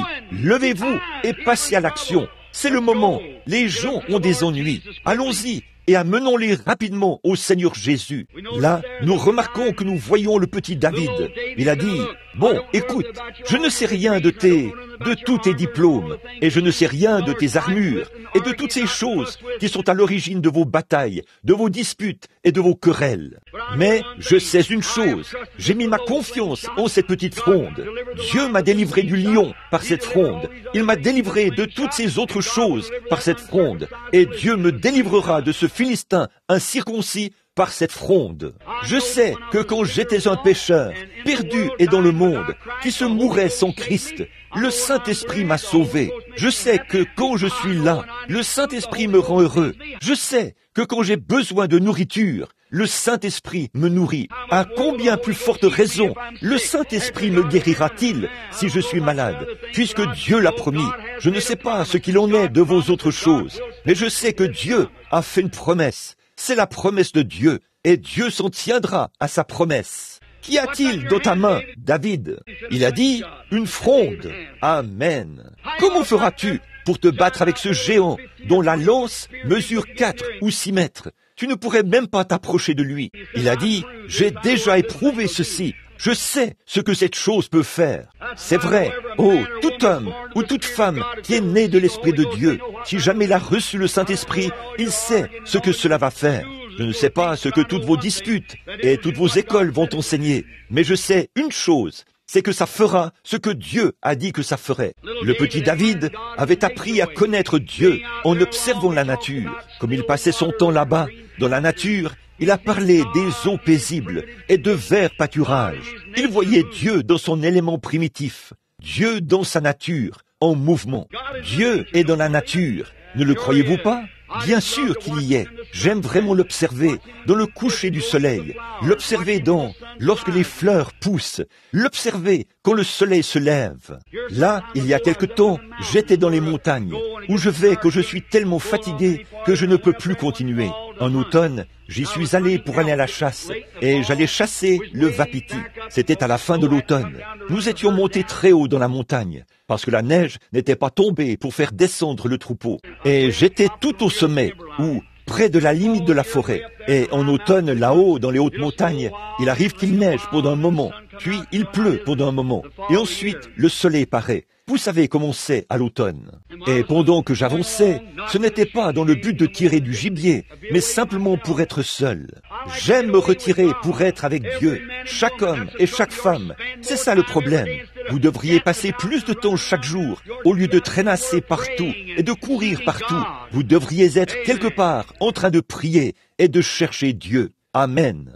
Et pendant que j'avançais là-haut, une tempête a éclaté et je me suis placé derrière un arbre comme ceci. Et j'étais là, debout, derrière l'arbre. Et le vent soufflait. C'était renversé par le vent, de toute façon. Ainsi donc, une fois la tempête terminée, je suis sorti de derrière l'arbre. Mon fusil était posé là. J'ai regardé et je me suis mis à entendre un troupeau de wapitis qui se trouvait très loin devant moi. Ils s'étaient perdus pendant la tempête. Ils bramaient les uns aux autres. Ma mère est de mère indienne. Ça, c'est juste assez pour que j'aime vraiment beaucoup la nature. Oh là là, comme David l'a dit, quand la profondeur commence à appeler la profondeur. Et là, ça a vraiment commencé à appeler la profondeur. Le vieux loup gris s'est mis à hurler de son côté et sa compagne lui a répondu en contrebas. J'ai pleuré comme un bébé. Je ne pouvais pas m'en empêcher. Je me tenais simplement là, à brailler, les mains en l'air. J'ai levé les yeux, et voici que le soleil est apparu,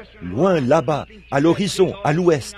Il a percé ce grand œil qui voit tout. Et là, les arbres verts avaient gelé là-haut, à cause de la glace. Un arc-en-ciel s'était formé, qui traversait la vallée. Comme ça, je me suis dit, oh Dieu, partout où on regarde, on peut le voir.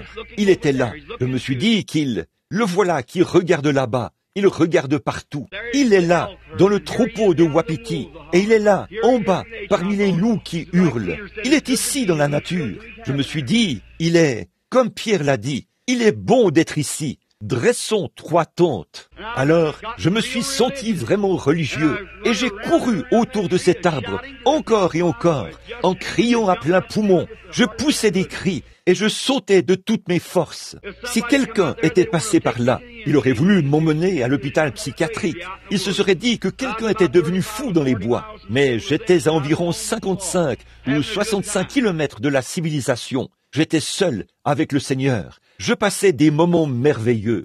J'ai levé les yeux, j'ai vu cela et je me suis dit, oui, c'est arc-en-ciel. Dieu a donné cela à Noé. Il avait l'aspect de l'arc-en-ciel, d'une pierre de jaspe et de sardoine. Le premier, le dernier, celui qui était, qui est et qui vient, la racine et la postérité de David. L'étoile du matin, et me voilà reparti. J'ai tourné autour de l'arbre, encore et encore, aussi vite que je le pouvais, en criant à plein poumon. Et un petit tamia, je ne sais pas si vous, les frères, vous en avez déjà vu un ou pas, mais un petit tamia était assis là, sur une souche. Il s'est mis à faire tchat tchat tchat, tchati tchati tchati tchati, comme s'il allait me tailler en pièces. Je me suis dit, pourquoi ce petit animal est-il si excité? Il n'arrêtait pas d'émettre ses cris. J'ai regardé vers lui et je me suis dit, peut-être qu'il a peur de moi. J'ai alors promené le regard et j'ai constaté qu'un grand aigle est sorti de là. Il avait fait un atterrissage forcé à cause du vent. Et ce grand aigle, quand il est sorti, c'est après lui que le petit tamia aboyait. Il a sauté sur une branche, comme ça. Et le petit Tamia a recommencé à faire tchati, tchati. J'ai regardé ce grand aigle. Je me suis dit, eh bien Seigneur, est-ce que cet aigle est sorti parce que je l'ai effrayé en criant si fort?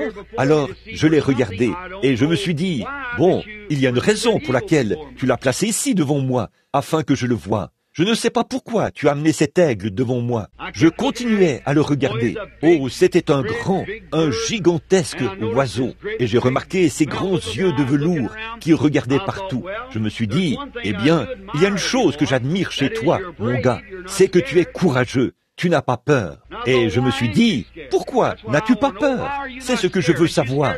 Pourquoi n'as-tu pas peur? N'as-tu pas peur de moi? Je le regardais, vous savez, et il ébouriffait ses plumes dans tous les sens, vous savez, et il allait et venait sur ce rondin, en regardant autour de lui. Il a regardé ce Tamia, puis il m'a regardé. J'ai dit, mon gars, sais-tu que je pourrais te tirer dessus? Il m'a simplement regardé, et il a continué. Vous savez, il marchait de long en large. Ça ne le dérangeait pas tellement. Et je me suis dit, comment se fait-il que tu n'aies pas peur? Alors j'ai dit, là, je vais étudier tout ça, Seigneur. Pourquoi est-ce ainsi? Bon, je te vois, là, dans l'arc-en-ciel. J'ai entendu hurler la meute de loups. Je te vois là-bas, dans le coucher du soleil. Pourquoi es-tu dans cet aigle? Et j'ai regardé un peu cet oiseau. Je me suis dit, oui, ce qui fait qu'il n'a pas peur, c'est qu'il fait bouger ses plumes en avant et en arrière. Dieu lui a donné une paire d'ailes. Elle sait qu'avant que je puisse prendre ce fusil dans ma main, il serait déjà dans la cime des arbres et je ne pourrais jamais lui tirer dessus. J'ai dit, gloire à Dieu, j'ai eu une autre crise. Et voilà que je me suis mis à courir. Je me suis dit, c'est vrai, tant qu'on peut sentir la présence du Saint-Esprit autour de soi, qu'importe ce qui arrive, qu'est-ce que cela peut bien changer? Qu'on mette tout de côté, quoi qu'il arrive. Tant qu'on peut le sentir autour de soi, on sait qu'il est là. Quelqu'un a dit, frère Branham, n'avez-vous pas peur de faire une erreur un soir? J'ai dit, non, pas tant que je sens qu'il est là. Non, monsieur, quand il s'en va, je quitte l'estrade. Mais tant qu'il est là, j'ai observé cet oiseau pendant quelques minutes. Je m'écarte un peu de mon sujet là. Mais je veux vous dire ceci, alors que je l'observais un peu, au bout d'un moment, il en a eu assez d'écouter ce petit Tamia faire tchati, tchati, tchati, tchati. Alors, il a simplement fait un grand saut, comme ça, en quelques battements d'ailes. Il était là-haut, au-dessus de la cime des arbres, et il n'a plus du tout battu des ailes. Il savait simplement comment déployer ses ailes. Et je l'observais. Chaque fois que le vent soufflait, il montait. Chaque fois que le vent soufflait, il montait. Il a simplement continué à monter plus haut, plus haut, plus haut et plus haut, jusqu'à ce qu'il devienne un petit point. Je me suis tenu là et j'ai crié à plein poumon. J'ai dit, oui Seigneur, c'est ça, c'est ça. Il ne s'agit pas de sauter pour se joindre aux méthodistes, revenir chez les baptistes et repartir chez les presbytériens, puis chez les pentecôtistes, chez les assemblées, chez les unitaires, faire le tour comme ça. Il s'agit simplement de déployer ses ailes. Alléluia! C'est ça. Il ne s'agit pas de courir d'une réunion de guérison à l'autre. Il ne s'agit pas de courir d'un cabinet de médecin à l'autre. Il s'agit de savoir comment déployer vos ailes de la foi, de la puissance du Saint-Esprit. Chaque fois qu'il arrive, montez sur lui et élevez-vous jusqu'à ce que vous puissiez quitter ce vieux tchati, tchati, tchati attaché à la terre. Cette vieille bande de gens qui disent « Les jours des miracles sont passés ». Et ça, c'était pour les gens d'autrefois. Élevez-vous au-dessus de ça. Chaque fois qu'il y a une vague du Saint-Esprit, accrochez-y vos ailes et montez hors de vue. Continuez à monter dans les cieux du ciel. Laissez ce vieil intel qui est attaché à la terre rester là et dire, eh bien, je crois que les jours des miracles sont passés. Je crois que ces gens qui pensent de la sorte sont complètement détraqués. Élevez-vous simplement au-dessus de cela. Amen. Ne faites pas des bonds et des sauts. Déployez simplement vos ailes. Laissez le Saint-Esprit vous élever. Vous élever, vous élever. Continuez simplement à monter jusqu'à ce que vous soyez hors de vue. Oui, un jour, là-bas, je faisais le rassemblement du bétail. J'ai remarqué aucune chose au sujet d'un aigle ou une autre chose au sujet d'un aigle. Une vieille mère aigle, quand elle fait son nid, elle le fait avec des branchages et tout. Et ça sent mauvais tout autour de cela. Alors, quand les aiglons apprennent à voler, j'avais remarqué, j'ai attaché les rênes de mon cheval à une branche, et je me suis approché. J'observais avec des jumelles. J'ai vu cette vieille maman aigle, tout là-haut. Elle faisait quelque chose. Elle battait des ailes, là-bas dans les airs. J'ai braqué mes jumelles sur elle, et je l'ai observée, parce que nous conduisions le bétail. J'ai regardé là-haut, et je l'ai vue. Elle faisait sortir ses petits. Et là, elle n'arrêtait pas de déplacer ses petits en les poussant encore et encore. Au bout d'un moment, elle les a tous fait monter sur ses ailes, et elle les a sortis de ce vieux nid qui sentait mauvais. Elle est descendue dans la vallée, puis elle a tendu ses grandes ailes sur le sol, comme ça. Et quand elle a fait, tous ces aiglons sont descendus et se sont mis à marcher autour, là. C'était la toute première fois qu'ils posaient les pattes sur de l'herbe. Oh, comme ils passaient des moments merveilleux. J'ai dit, Seigneur, si ce n'est pas là un réveil du Saint-Esprit à l'ancienne mode, je n'en ai jamais vu un de toute ma vie. C'est vrai. J'ai dit, regarde-les, de ce vieux nid puant, là-haut, vous savez, où il y avait de la puanteur, des ronces et tout. C'est la manière de Dieu de faire les choses. Il vous porte sur les ailes d'un aigle et vous emmène hors des vieilles choses puantes du monde, dans ce lieu où tout est possible et vous êtes libre au possible. Amen. Puis j'ai remarqué qu'il courait ça et là. Il prenait une petite bouchée d'herbe ici, puis courait un peu et prenait une petite bouchée ici, et il jouait. Il s'en donnait à cœur joie. Il n'y avait aucune condamnation. Je me suis dit, eh bien, qu'est-ce que cette vieille mère va faire? Après qu'elle a vu que ses petits commençaient à jouer follement et qu'ils passaient de bons moments, elle a de nouveau déployé ses ailes. Elle est montée jusqu'au rocher le plus haut qu'elle a pu trouver. Elle s'est posée là, elle s'est perchée, elle s'est mise à regarder autour d'elle. Oh là là, je me suis dit, c'est exact, quand le Seigneur Jésus m'a retiré du bourbier et m'a placé sur le rocher, Jésus-Christ, il a escaladé les remparts de la gloire, s'est assis dans les lieux très hauts et il a regardé en bas. Il a l'œil sur le passereau et je sais qu'il veille sur moi. Aucun mal, aucun danger, rien d'autre ne peut arriver tant que nous sommes dans sa divine présence. Amen. Advienne que pourra. Même la mort elle-même a perdu son aiguillon, car il se tient là-bas, dans la gloire ce soir. Ses yeux observent cette réunion pour voir exactement ce qui va arriver, pendant que ces petits se rassemblent autour du trône de Dieu. Ils se réjouissent dans la parole de Dieu et poussent des cris dans la présence de Dieu. Oh là là, sans le moindre souci du monde. Ces petits aigles n'avaient pas besoin de faire attention à quoi que ce soit. Eh bien, si un coyote s'avisait de se diriger vers l'un d'eux, il recevrait la pire correction qu'il ait jamais reçue de sa vie. Amen. Oh là là. Entre-temps, elle était perchée là-haut, et au bout d'un moment, je suis resté là environ 2 heures à l'observer. Un petit vent du nord a soufflé. Un petit éclair vert a rapidement traversé le ciel. La tempête arrivait. Et quand elle a poussé un cri, après avoir quitté ce nid là-haut, elle a volé vers le bas, comme ça, a poussé un cri. Et tous ces aiglons qui étaient éparpillés partout dans cette petite prairie se sont tous mis à courir. Elle a déployé ses ailes comme ça.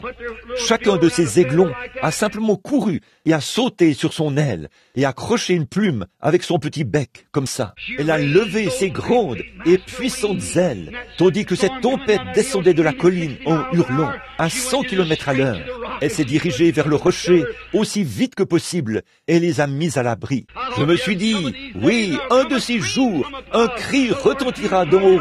Le Seigneur Jésus viendra déployer ses grandes ailes et tous ces petits sauteront sur les bras de la vieille croix rugueuse. Et nous serons emportés et mis à l'abri au jour de sa venue, jusqu'à ce que la tempête de la vie soit passée. Oh, quelle merveille! Si on observe Dieu dans sa nature. David avait vu cela, et il savait que Dieu existait, et que Dieu apporterait la délivrance. Il avait vu Dieu dans sa nature. Aussi a-t-il dit, « Donne-moi cette petite fronde. J'ai déjà éprouvé cela. La seule chose que je connaisse, c'est cette fronde. » Et ça, c'est tout ce qu'un croyant connaît. C'est que Dieu l'a dit. Et ça, c'est la vieille fronde. En tout temps, je mettrai ma confiance en cela, contre tout ce que le diable peut présenter. Amen. C'est la parole de Dieu. La parole de Dieu seule vaincra Satan en tout lieu, en tout temps, dans n'importe quelle condition. Si un homme ou une femme ose la prendre Dieu au mot. Amen. Et je peux le voir à ce moment-là, alors qu'il a dit, eh bien, vas-y, que le Seigneur soit avec toi. Il est allé là-bas, dans la vieille vallée, à chercher et à trouver 5 petites pierres qu'il a mises dans son petit sac. Il en a mis une dans sa fronde et est allé à la rencontre de Goliath. Et Goliath l'a regardé, il a dit, suis-je un chien? Eh bien, il l'a maudit au nom de ses dieux. Il a dit, je vais te saisir, toi, espèce de petit gringalet exalté, toi, là, t'embrocher avec cette lance et te suspendre en l'air, afin que les oiseaux te dévorent pendant un moment. Oui, monsieur. Vous dites, David n'était pas un exalté. Oui, il l'était, ce que vous appelez un exalté. Quand l'arche de l'Éternel était sur le point d'entrer, il est sorti et a dansé devant l'arche de toute sa force, et sa femme s'est moquée de lui. Il a dit, tu n'aimes pas ça? Regarde bien ceci.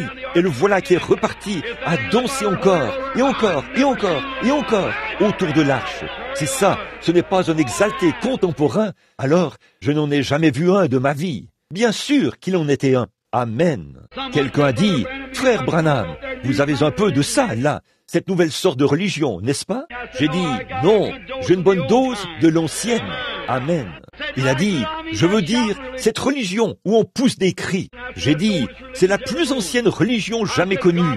J'ai dit, Dieu a demandé à Job, où étais-tu quand je fondais les mondes, alors que les étoiles du matin éclataient en chants d'allégresse, et que les fils de Dieu poussaient des cris de joie, 10 000 ans avant même que le monde soit formé. Amen. Vous allez me traiter d'exalté de toute façon. Alors, autant vous préparer et vous y habituer. Remarquez, frère, permettez-moi de vous dire quelque chose.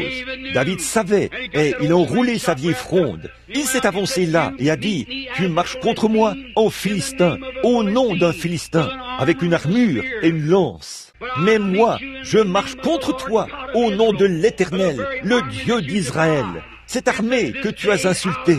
Et il a dit, aujourd'hui, je donnerai ton cadavre aux oiseaux et aux animaux des champs, et je prendrai la chair de tous ces Philistins. Puis ce gars-là, s'est lancé à sa poursuite. Maintenant, regardez David, lorsqu'il a franchi ce petit torrent en courant, qu'il a traversé pour aller à sa rencontre. Et là, qu'avait-il dans la main? Voici ce que David avait. Il avait 5 pierres, F-O-I, F-A-I-T-H en anglais, dont 5 doigts enroulés autour de J-E-S-U-S. Et voici qu'il avançait, 5 pierres, dont 5 doigts, la foi dans le Seigneur Jésus. Et cette pierre s'est dirigée directement vers le crâne de ce vieux géant. Et David l'a terrassé et lui a coupé la tête. Et à ce moment-là, il a regardé autour de lui. Tous les autres ont vu ce qui était arrivé. Ils ont pris courage, ont tiré leur épée et se sont mis à se battre contre les Philistins jusqu'à la muraille. Et ils les ont abattus. Il y a quelques années, au début, quand j'ai commencé, il n'y avait pratiquement personne qui prêchait sur la guérison divine. Lorsqu'ils ont vu le sénateur Abchamp et beaucoup d'autres être guéris, je vous le dis, les presbytériens, les méthodistes, les assemblées de Dieu et tous les autres, ils s'en sont trouvés un. Et les autres s'en sont trouvés un. L'Église de Dieu s'en est trouvé un, Oral Roberts, et l'autre a trouvé quelqu'un d'autre. Et frères, nous taillons en pièces les Philistins, de droite à gauche. Alléluia, parce que chaque cœur prend courage ce soir. Et on n'en a pas encore raconté la moitié, car Jésus-Christ, le Fils de Dieu, a fait la promesse. Qu'y a-t-il dans votre main ce soir? Quoi que vous ayez, utilisez cela pour la gloire de Dieu. Je peux voir un homme là-bas, du nom de Samson. Un jour, il est allé là-bas, et les Philistins y avaient fait un peu de dégâts. Il a attaché des renards queue contre queue et a fait brûler tout leur blé. Alors, les Israélites sont venus l'attraper et lui ont dit, « Nous devons te livrer aux Philistins. » Ils l'ont emmené là-bas. Ils l'ont lié avec des cordes et l'ont emmené là-bas. Les Philistins s'apprêtaient à le maltraiter. Et à ce moment-là, l'Esprit du Seigneur est venu sur lui. Amen. C'est ça qui a fait la différence. Quand il a senti l'Esprit du Seigneur venir sur lui, il n'avait rien dans sa main. Il a regardé et il y avait là une mâchoire de mulet. Et il a pris cette mâchoire dans sa main et a tué 1000 Philistins. Amen. C'est tout ce qu'il avait. Il n'avait pas à s'avancer là en disant, « Bon, un instant, je vais apporter cette mâchoire et je vais la tester pour voir si elle résistera à la pression ou pas. » Il n'avait pas le temps de penser à toutes ces choses. Il y avait urgence. Les Philistins étaient sur lui. La seule chose qu'il pouvait faire, c'était de ramasser cette mâchoire et de se battre. C'est tout ce qu'il y avait à faire. Et ce soir, vous n'avez pas le temps d'aller ça et là pour essayer de comprendre toutes ces choses. Le réveil sera terminé demain soir. Prenons la parole de Dieu qui est dans votre main et combattons notre ennemi mortel. Amen. Dieu lui a donné la victoire. Il y avait un petit bonhomme là-bas, dans la Bible, du nom de Shamgar. Il se peut même que vous n'ayez jamais remarqué qu'on fait mention de lui dans le livre des Juges. Il n'était qu'un petit bonhomme. Présentons-le un peu à travers un petit récit imagé. Je peux le voir là-bas, un pauvre petit homme. C'était une époque où chacun faisait comme bon lui semblait. Et Israël n'avait pas de roi. Ils étaient séparés les uns des autres, divisés en petits groupes, à peu près comme l'Église l'est aujourd'hui. L'un est de l'Assemblée, l'autre de l'Église de Dieu. L'autre est unitaire, l'autre est baptiste, l'autre est presbytérien, l'un est méthodiste. Oh là là, si nous n'aimons pas ce qui se fait ici, nous allons là, et là, et là. Et, oh là là, même moi, je ne comprends pas ça. Et puis, quand ils sont arrivés là-bas, et oh, ce dont ils avaient besoin, c'était tout ce dont ils avaient besoin à ce moment-là, c'était d'une sorte de libération à l'ancienne mode. C'est ce dont nous avons besoin aujourd'hui. Amen. Que l'Église revienne à la foi du Dieu vivant, revienne à la promesse de Dieu, revienne à la gloire de Dieu, revienne à la puissance de Dieu. Shamgar avait préparé toutes ses affaires, son blé, comme il le faisait chaque année. Et à peu près au moment où il avait fini d'amasser ses récoltes, les Philistins venaient là et l'on dépouillait. C'est exactement ainsi que le diable agit. C'est à peu près tout ce que le diable sait faire. Juste au moment où vous avez un peu de courage, ou quelque chose de ce genre, voilà le diable qui arrive et vous l'enlève. C'est vrai, c'est comme le réveil qui accourt en ce moment, à peu près au moment où vous êtes lancé et que la gloire de Dieu commence à descendre. Alors il faut qu'un charlatan arrive et qu'il fasse quelque chose qui n'est pas bien, et cela enlève la gloire de la chose. Il n'y a pas longtemps, je suis allé quelque part, et il y avait là une de nos sœurs chrétiennes, maquillée comme une Jézabel. J'ai dit, qu'est-ce qui se passe? Elle a dit, eh bien, gloire à Dieu. Elle a dit, mon pasteur m'a dit que c'était la libération de la femme. La libération de la femme. Qu'est-ce qui ne va pas chez vous? Ça n'existe pas, ça. Christ vous a libéré du péché. Alors, agissez en conséquence et habillez-vous en conséquence. C'est à peu près au moment où l'Église s'affermit et prend un bon départ que quelque chose comme ça s'installe. Oui, monsieur. Elle a dit, eh bien, je vous assure. Elle a dit, mon pasteur m'a dit que je pouvais faire tout ça. Et il y avait sur elle assez de peinture pour peindre une grange. Ses doigts donnaient l'impression qu'elle avait mangé du steak cru et que du sang recouvrait ses ongles. Je me suis dit, femme, à mon avis, vous n'avez pas l'air d'une chrétienne. Écoutez, madame, n'allez pas avaler ce genre d'absurdité. Un bon baptême du Saint-Esprit, à l'ancienne mode, fera sortir ça de vous, exactement comme... C'est vrai, souvenez-vous simplement que vous avez perdu du terrain quelque part. Peu m'importe que cette femme prédicateur... Pour commencer, je vais vous dire une chose. Elle n'a pas été établie par Dieu. C'est vrai, c'est contraire à la parole. Écoutez, il n'y a qu'une seule femme dans la Bible qui se soit maquillée pour sortir à la rencontre d'un homme. Et c'est Jézabel. Dieu l'a donnée en pâture aux chiens. Donc, si vous voyez une femme toute maquillée, dites simplement « Bonjour, mademoiselle pâtée pour chien ». C'est ce que Dieu a fait d'elle. Juste de la vieille pâtée pour chien. Alors, ne prêtez aucune attention à ça. C'est du diable. C'est vrai. Lavez-vous, nettoyez-vous et conduisez-vous correctement, comme Jacob l'a dit à sa femme et à sa fille. Soyez comme vous devriez l'être. Amen. Ce dont nous avons besoin ce soir, c'est d'un bon vieux réveil du Saint-Esprit à l'ancienne mode, prêché avec la puissance de Dieu qui agit à l'intérieur et à l'extérieur de l'Église, et le formalisme et l'école disparaissent. Alléluia! Oui, monsieur, c'est ce dont nous avons besoin. Oui, monsieur, très bien.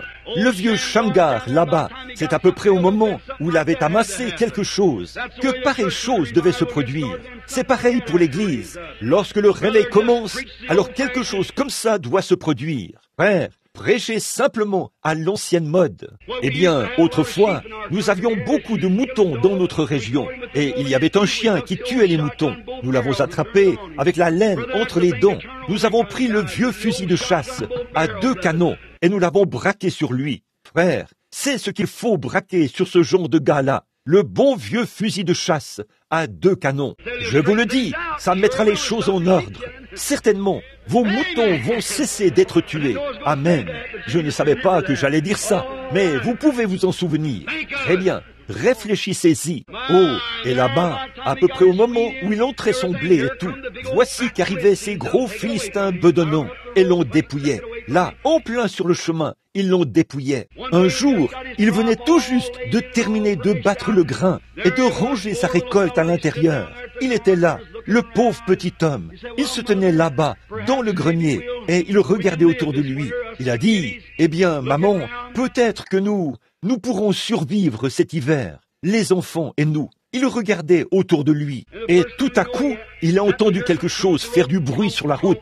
Tronc, tronc, tronc, tronc. Et voici que 600 hommes armés arrivaient, portant de gros casques d'airain, leurs gros souliers de fer, leurs lances à la main, leurs grosses épées accrochées à leurs côtés, et ils descendaient la route pour venir le dépouiller de sa récolte. Je peux voir le petit Shamgar qui dit, « Oh là là, regarde-moi ça, les voilà qui reviennent. » Il a regardé sa pauvre petite femme. Elle était là, les manches de sa robe déchirées au niveau du coude. Les petits-enfants étaient là. Ils avaient l'air tout maigres, parce qu'ils n'avaient rien à manger. Les Philistins avaient tout emporté. C'est à peu près à quoi ressemblent certains chrétiens ce soir. Des gens trop chétifs pour être appelés des croyants ou des chrétiens nés de nouveau. Amen. Ils n'ont pas assez de foi pour mettre un point sur un « i » s'ils étaient de l'encre. C'est vrai. Oh là là! Ne laissez pas le diable venir déplier l'Église de la gloire de Dieu en envoyant votre pasteur aller chercher tous ses doctorats en théologie et revenir se tenir là et dire « Amen » comme un veau mourant. Ce dont vous avez besoin, c'est d'un vrai prédicateur à l'ancienne mode, à l'état brut, avec une religion de ciel bleu, qui tue le péché, qui prêche la vérité et qui s'en tient à ce que Dieu a dit être la vérité et qui libérera les gens. Amen. Je ne suis pas tranchant, ce n'est pas mon intention. Mes frères, il est temps que nous apportions, que nous appelions ce qui est noir, noir, et ce qui est blanc, blanc. Oui, monsieur. Vous aurez Dieu dans votre camp, et vous entendrez de nouveau les cris dans le camp du roi, quand vous aurez mis la chose en ordre. Amen. Maintenant, remarquez, voici le petit Shamgar qui se tient là, à regarder par la fenêtre. Et voilà ces Philistins qui arrivent. Il a dit, « Oh, maman, regarde donc !» Sa pauvre petite fille s'est mise à pleurer. Je peux la voir baisser les bras et dire, « Papa, nous n'aurons rien à manger cet hiver. » Et puis je regarde maman. Et elle se met à pleurer. Vous savez, Shamgar a regardé autour de lui. Il ne savait vraiment pas quoi faire. Il a regardé autour de lui. Il a dit, « Je ne pourrai pas me battre. Je ne suis pas un guerrier. Et je n'ai pas le temps d'aller apprendre à me battre en duel et de faire tous ces entraînements et tout. Je n'ai pas le temps de le faire. » Mais alors qu'il promenait le regard, il a vu là, dans le coin, un vieil aiguillon à bœuf. Savez-vous ce qu'est un aiguillon à bœuf? C'est un gros bâton dont l'extrémité en airain sert à à conduire le bétail vers la porte, d'une part, et aussi à détacher la terre de la charrue pendant qu'il labourait. Un vieil aiguillon était posé là. C'était la seule chose qu'il pouvait avoir dans sa main. Mais savez-vous quoi? Je ne dis pas qu'il s'est mis en colère, mais son indignation de juste a bondi. Oui, monsieur. Frère, je vous le dis, Qu'y a-t-il dans ta main? Rien d'autre qu'un aiguillon à bœuf. Et il s'est dit, je ne suis pas un guerrier. Je ne suis pas capable de faire ceci. Je n'ai reçu aucune formation. Mais il n'avait pas le temps de recevoir une formation. La seule chose dont il avait besoin, c'était que l'Esprit de Dieu soit sur lui. Avec l'Esprit de Dieu sur lui, il a sauté par la fenêtre, a pris cet aiguillon et a tué 600 Philistins. Amen. Ce dont nous avons besoin aujourd'hui, ce n'est pas d'aller au séminaire pour apprendre si Marc 16 est vrai ou pas. Frère, les gens se meurent. Ce que nous devons faire, c'est de sortir tout de suite. Il ne s'agit pas de savoir si vous allez vous battre en duel ou pas. Il s'agit de se lever. Oui, monsieur, il savait qu'il était un Philistin. Il savait que ces gens étaient des Philistins incirconcis.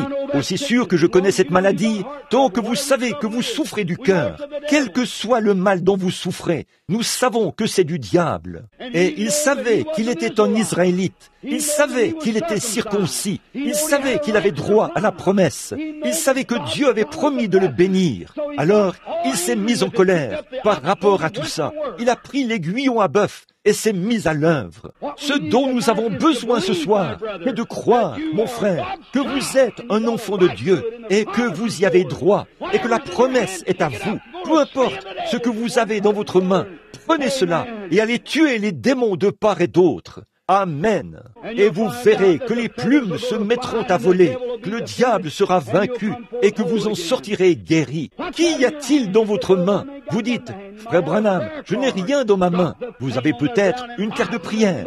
Jetez cela par terre et levez-vous au nom de Jésus-Christ et dites, je prends Christ comme mon guérisseur ce soir. Alléluia! Il se peut que vous ayez un petit catéchisme sous votre bras et que vous vouliez examiner ce que je dis pour voir si j'ai raison ou pas. Jetez cela et levez-vous au nom de Jésus-Christ. Soyez baptisés du Saint-Esprit et avancez dans le camp. Amen. Oui, monsieur, il se peut que vous ayez un tas de petits credos que vous devez répéter le matin avant d'aller à l'église et les apprendre pour pouvoir les réciter. Jetez cela et recevez un remplissage du Saint-Esprit dans votre cœur. Amen. Laissez tomber cela et prenez ce que vous avez dans votre main. Peu importe ce que vous avez dans votre main, prenez-le et faites de votre mieux avec ça. Pour la gloire de Dieu. Amen. Miséricorde. Voilà, il est presque 22 heures. Prions. Notre Père Céleste, nous n'avons pas grand-chose dans la main, mais, ô Dieu, il ne s'agit pas de ce que nous avons dans la main, mais de ce que tu peux placer dans notre main. Ô Dieu, nous avons besoin de foi ce soir. Prends ce petit message de ce soir, Seigneur, et mets-le dans le cœur de chaque croyant, et fais-leur savoir que, peu importe combien la personne est faible, Christ est toujours à portée de leurs mains. Et je te prie d'accorder ces bénédictions, de sauver les perdus, de remplir du Saint-Esprit ceux qui sont en dehors de Christ, et reçois la gloire du service. C'est au nom de Jésus que je le demande. Avec vos têtes inclinées, alors que nous faisons cet appel à l'autel pendant un instant, je me demande, je sais que c'est une prédication rugueuse, à l'ancienne mode, qui récure et qui fait tomber les écailles. Ça fera au possible. Mes frères, vous en avez besoin de temps en temps. C'est vrai. Vous en avez besoin.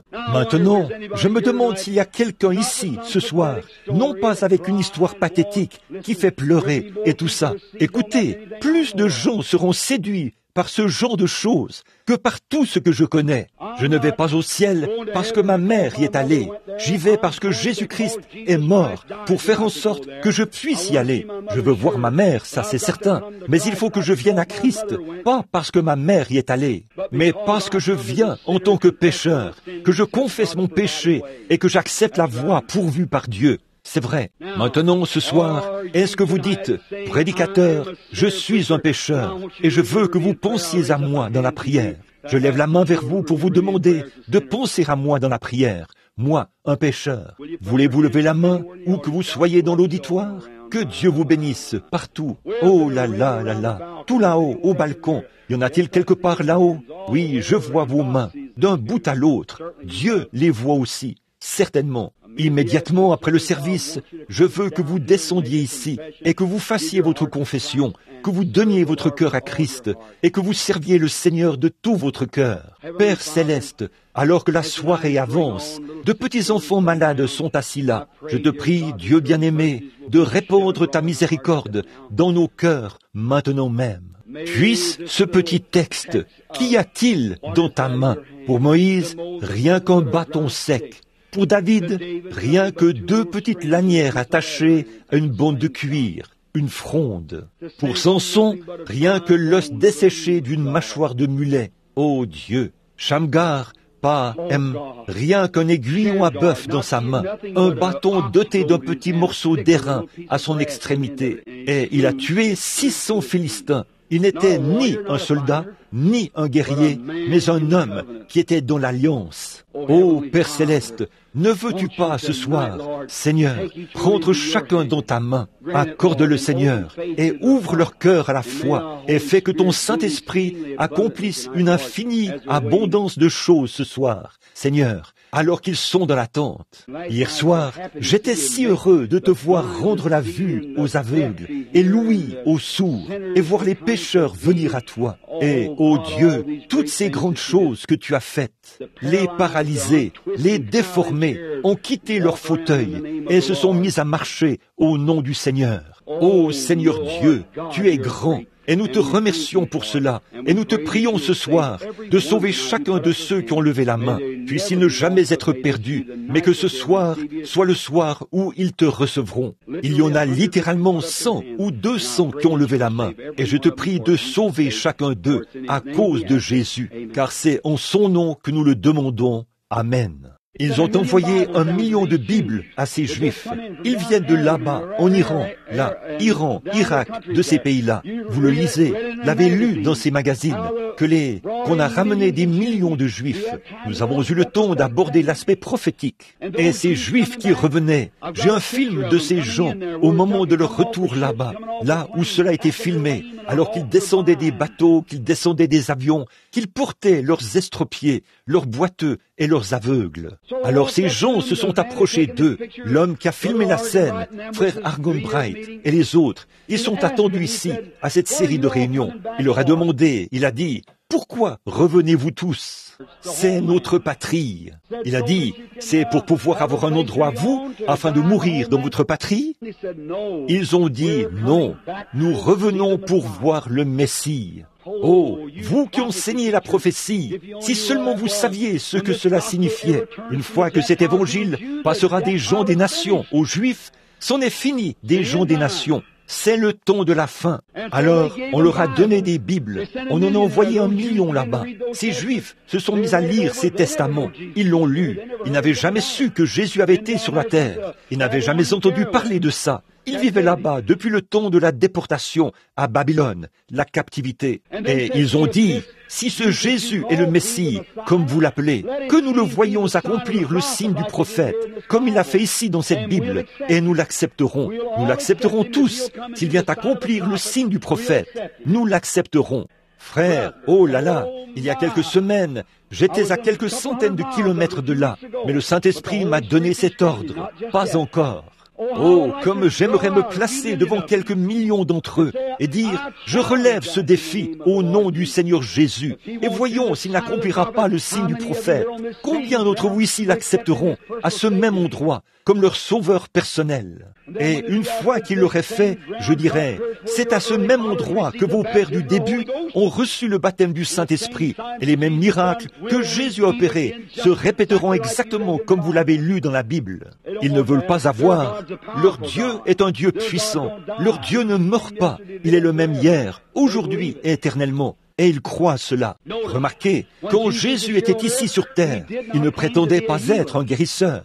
Bien des gens sont venus à lui et n'ont pas été guéris. Il se peut qu'on les conduise vers les morts bien des fois. J'imagine qu'il y en a des milliers qui sont morts pendant qu'il était ici sur terre. Il n'a ressuscité que 3 personnes. C'est une confirmation. Il est passé par la piscine de Bethesda, où étaient couchés des estropiés, des boiteux, des aveugles, des paralytiques. Et il n'a guéri qu'un seul d'entre eux.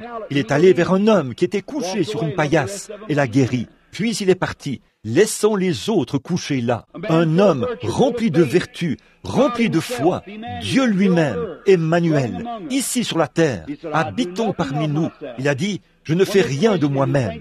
Quand ils l'ont interrogé dans Jean 5, 19, il a dit, en vérité, je vous le dis, le Fils ne peut rien faire de lui-même, mais il ne fait que ce qu'il voit faire au Père. Et le Fils le fait pareillement. Maintenant, suivez sa vie dans la Bible et voyez si ce n'était pas chaque fois ce que le Père lui montrait. Jésus a dit, ce n'est pas moi qui fais les œuvres, c'est mon Père qui demeure en moi. C'est lui qui fait les œuvres. Quand Philippe s'est converti et qu'il est allé trouver Nathanaël et l'a ramené, qu'est-ce qui s'est passé? Il a dit, viens voir qui j'ai trouvé, Jésus de Nazareth, fils de Joseph. Il a dit, peut-il venir de Nazareth quelque chose de bon? Quand il est venu voir Jésus, il s'est avancé dans la ligne, à peu près comme l'allée ici.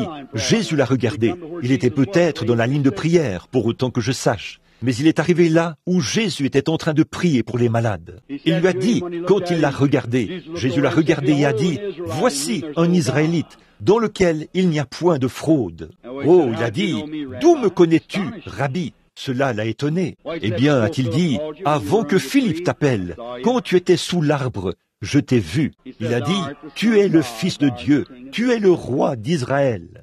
Il est passé par le chemin de Samarie. Il allait à Jéricho, mais il est passé par la Samarie, tout là-bas, de l'autre côté de la colline. Il s'est assis et on voyait ses disciples au loin. Une Samaritaine est arrivée. Il l'a vue puiser de l'eau. Le Père lui avait dit d'aller là-bas. Il ne lui avait pas dit ce qui allait arriver, mais simplement, va là-bas. Alors, il a vu cette femme là-bas et il lui a dit, apporte-moi à boire. Elle a dit, les Juifs n'ont pas coutume de demander cela aux Samaritains. Nous n'avons pas de relation entre nous. Il a dit, mais si tu savais à qui tu parles, c'est toi qui me demanderais à boire. Qu'est-ce qu'il a fait? Il a continué à mener la conversation jusqu'à ce qu'il saisisse son esprit. Et une fois qu'il a saisi son esprit, qu'il a vu ce qui n'allait pas chez elle, il lui a dit, va chercher ton mari. Elle a dit, je n'en ai pas. Il a dit, tu as raison de le dire, car tu en as eu 5.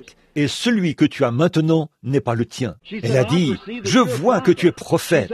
Elle a dit, bon, je sais que quand le Messie viendra, il fera ces choses. Mais toi, qui es-tu? Il a dit, je le suis, moi qui te parle. Elle est partie en courant vers la ville et a dit, venez voir un homme qui m'a dit tout ce que j'ai fait. Ne serait-ce pas le Messie? Maintenant, si ce Jésus est le même Jésus aujourd'hui, il serait capable de faire la même chose aujourd'hui. Et selon ce que Dieu révèle, il est capable de faire la même chose. Pas vrai? Maintenant, regardez, hier soir, il y avait des hommes et des femmes ici, dans cette rangée-ci, qui étaient paralysés et assis dans des fauteuils roulants. Ce soir, ils sont là-bas, au milieu de l'assemblée, ou peu importe où ils sont, et ils marchent. Pourquoi? Jésus-Christ. Des hommes, des femmes sont venus sur l'estrade avec du péché dans leur vie. Le Saint-Esprit est descendu et leur a dit exactement ce qu'il en était et ce qu'ils devaient faire. Ils ont été guéris alors qu'ils se tenaient là sur l'estrade et ils ont donné leur cœur à Christ. Si ça, ce n'est pas Jésus-Christ de la Bible, alors je ne connais pas la Bible. Qu'en pensez-vous, vous les ministres? Est-ce que ça ressemble au Christ de la Bible? Eh bien, ce n'est pas l'homme, c'est Christ. Maintenant, s'il revient ici ce soir et qu'il fait la même chose qu'il faisait quand il était ici sur la terre, alors l'accepterez-vous comme sauveur, comme guérisseur, et croirez-vous en lui de tout votre cœur? Si oui, voulez-vous lever la main? Que Dieu vous bénisse. Notre Père Céleste, eh bien ça, c'est tout ce que je sais faire. Le reste dépend de toi, mon cher Sauveur bien-aimé. Et je te prie d'accorder les bénédictions par le nom de Jésus. Amen. Bon, nous avons récupéré toutes les cartes de prière hier soir.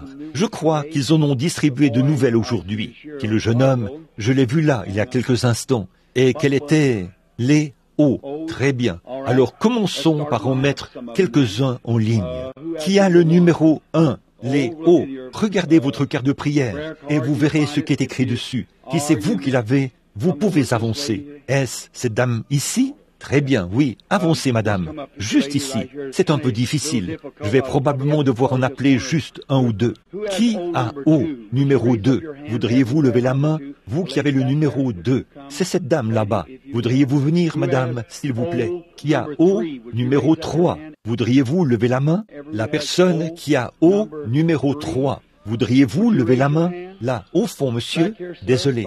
Très bien. Voudriez-vous vous avancer? Numéro 2 et numéro 3. Maintenant, numéro 4. Qui a O, numéro 4. Voudriez-vous lever la main? C'est vous, monsieur? Voudriez-vous venir ici? Très bien. Numéro 5. Qui a O, numéro 5. C'est vous qui l'avez, madame? Voudriez-vous venir ici? Numéro 6. Qui a le numéro 6. Voudriez-vous lever la main? Numéro 6. Que quelques-uns d'entre vous, les huissiers, viennent ici et ou assistent ceux qui sont ici, dans ces fauteuils. L'un ou l'autre. Excusez-moi. Très bien. C'est très bien. Très bien. Numéro... Où étais-je? 5. Qui? 6. Qui a le numéro 7? La carte de prière numéro 7. Voudriez-vous lever la main tout de 7? C'est cette dame là-bas. 8. Voudriez-vous lever la main rapidement? 8. 9. Voudriez-vous tout de suite lever la main? 9. Très bien. 10. Et maintenant, alors qu'ils se mettent en ligne, maintenant, combien de personnes dans cet auditoire, et même partout, je voudrais vous demander, bon, cette prédication, ça fera à l'ancienne mode, et peut-être rude, au possible, mais frère, c'est tout ce que je connais, c'est ce qui m'a sauvé, et c'est tout ce que je connais. Tout ce que je sais, c'est que je ne veux pas vous offenser, mais je préférerais certainement vous offenser un peu maintenant pour vous amener à vous mettre en règle avec Dieu, puisque je sais que je devrais me tenir là-bas, ce jour-là, et que vous pointeriez votre doigt à mon visage et diriez, « Pourquoi ne m'avez-vous pas dit la vérité ?» Voyez, je préférerais que tout soit bien arrangé maintenant, que tout soit réglé, n'est-ce pas? Maintenant, combien ici n'ont pas de carte de prière et veulent qu'on prie pour eux? Voudriez-vous lever la main? Levez simplement la main. Vous n'avez pas de carte de prière, mais vous croyez quand même que Dieu vous guérira. Que le Seigneur Jésus, dans sa miséricorde, vous bénisse à jamais. Très bien. Maintenant, si nous voulons bien être respectueux pendant quelques instants, voyons voir si la ligne, eh bien là, on a mis à peu près autant de personnes que possible dans cette ligne, je suppose. Très bien. Nous allons prier pour quelques-uns qui sont ici, et ensuite, nous allons attendre encore un peu, pour voir où notre précieux Père Céleste nous conduira. Maintenant, je veux que vous croyiez de tout votre cœur. Je vois qu'un homme a tendu la main. Est-ce que c'est votre fille? Oui, cet homme a tellement de foi. Il a une petite fille atteinte de polio qui est assise ici. Dès que cette ligne de prière a commencé, il a tendu la main et a retiré le gros appareil orthopédique et le soulier de son enfant.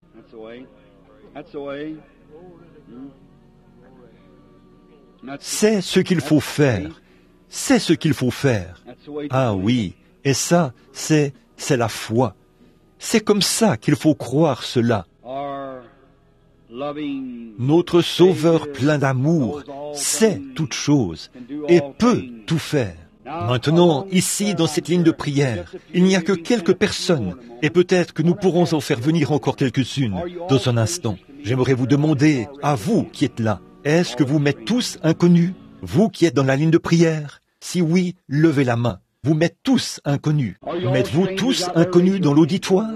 Levez la main. Partout vous m'êtes tous inconnus. Alors, je ne vous connais pas. Je ne sais rien à votre sujet, mais je veux vous demander quelque chose.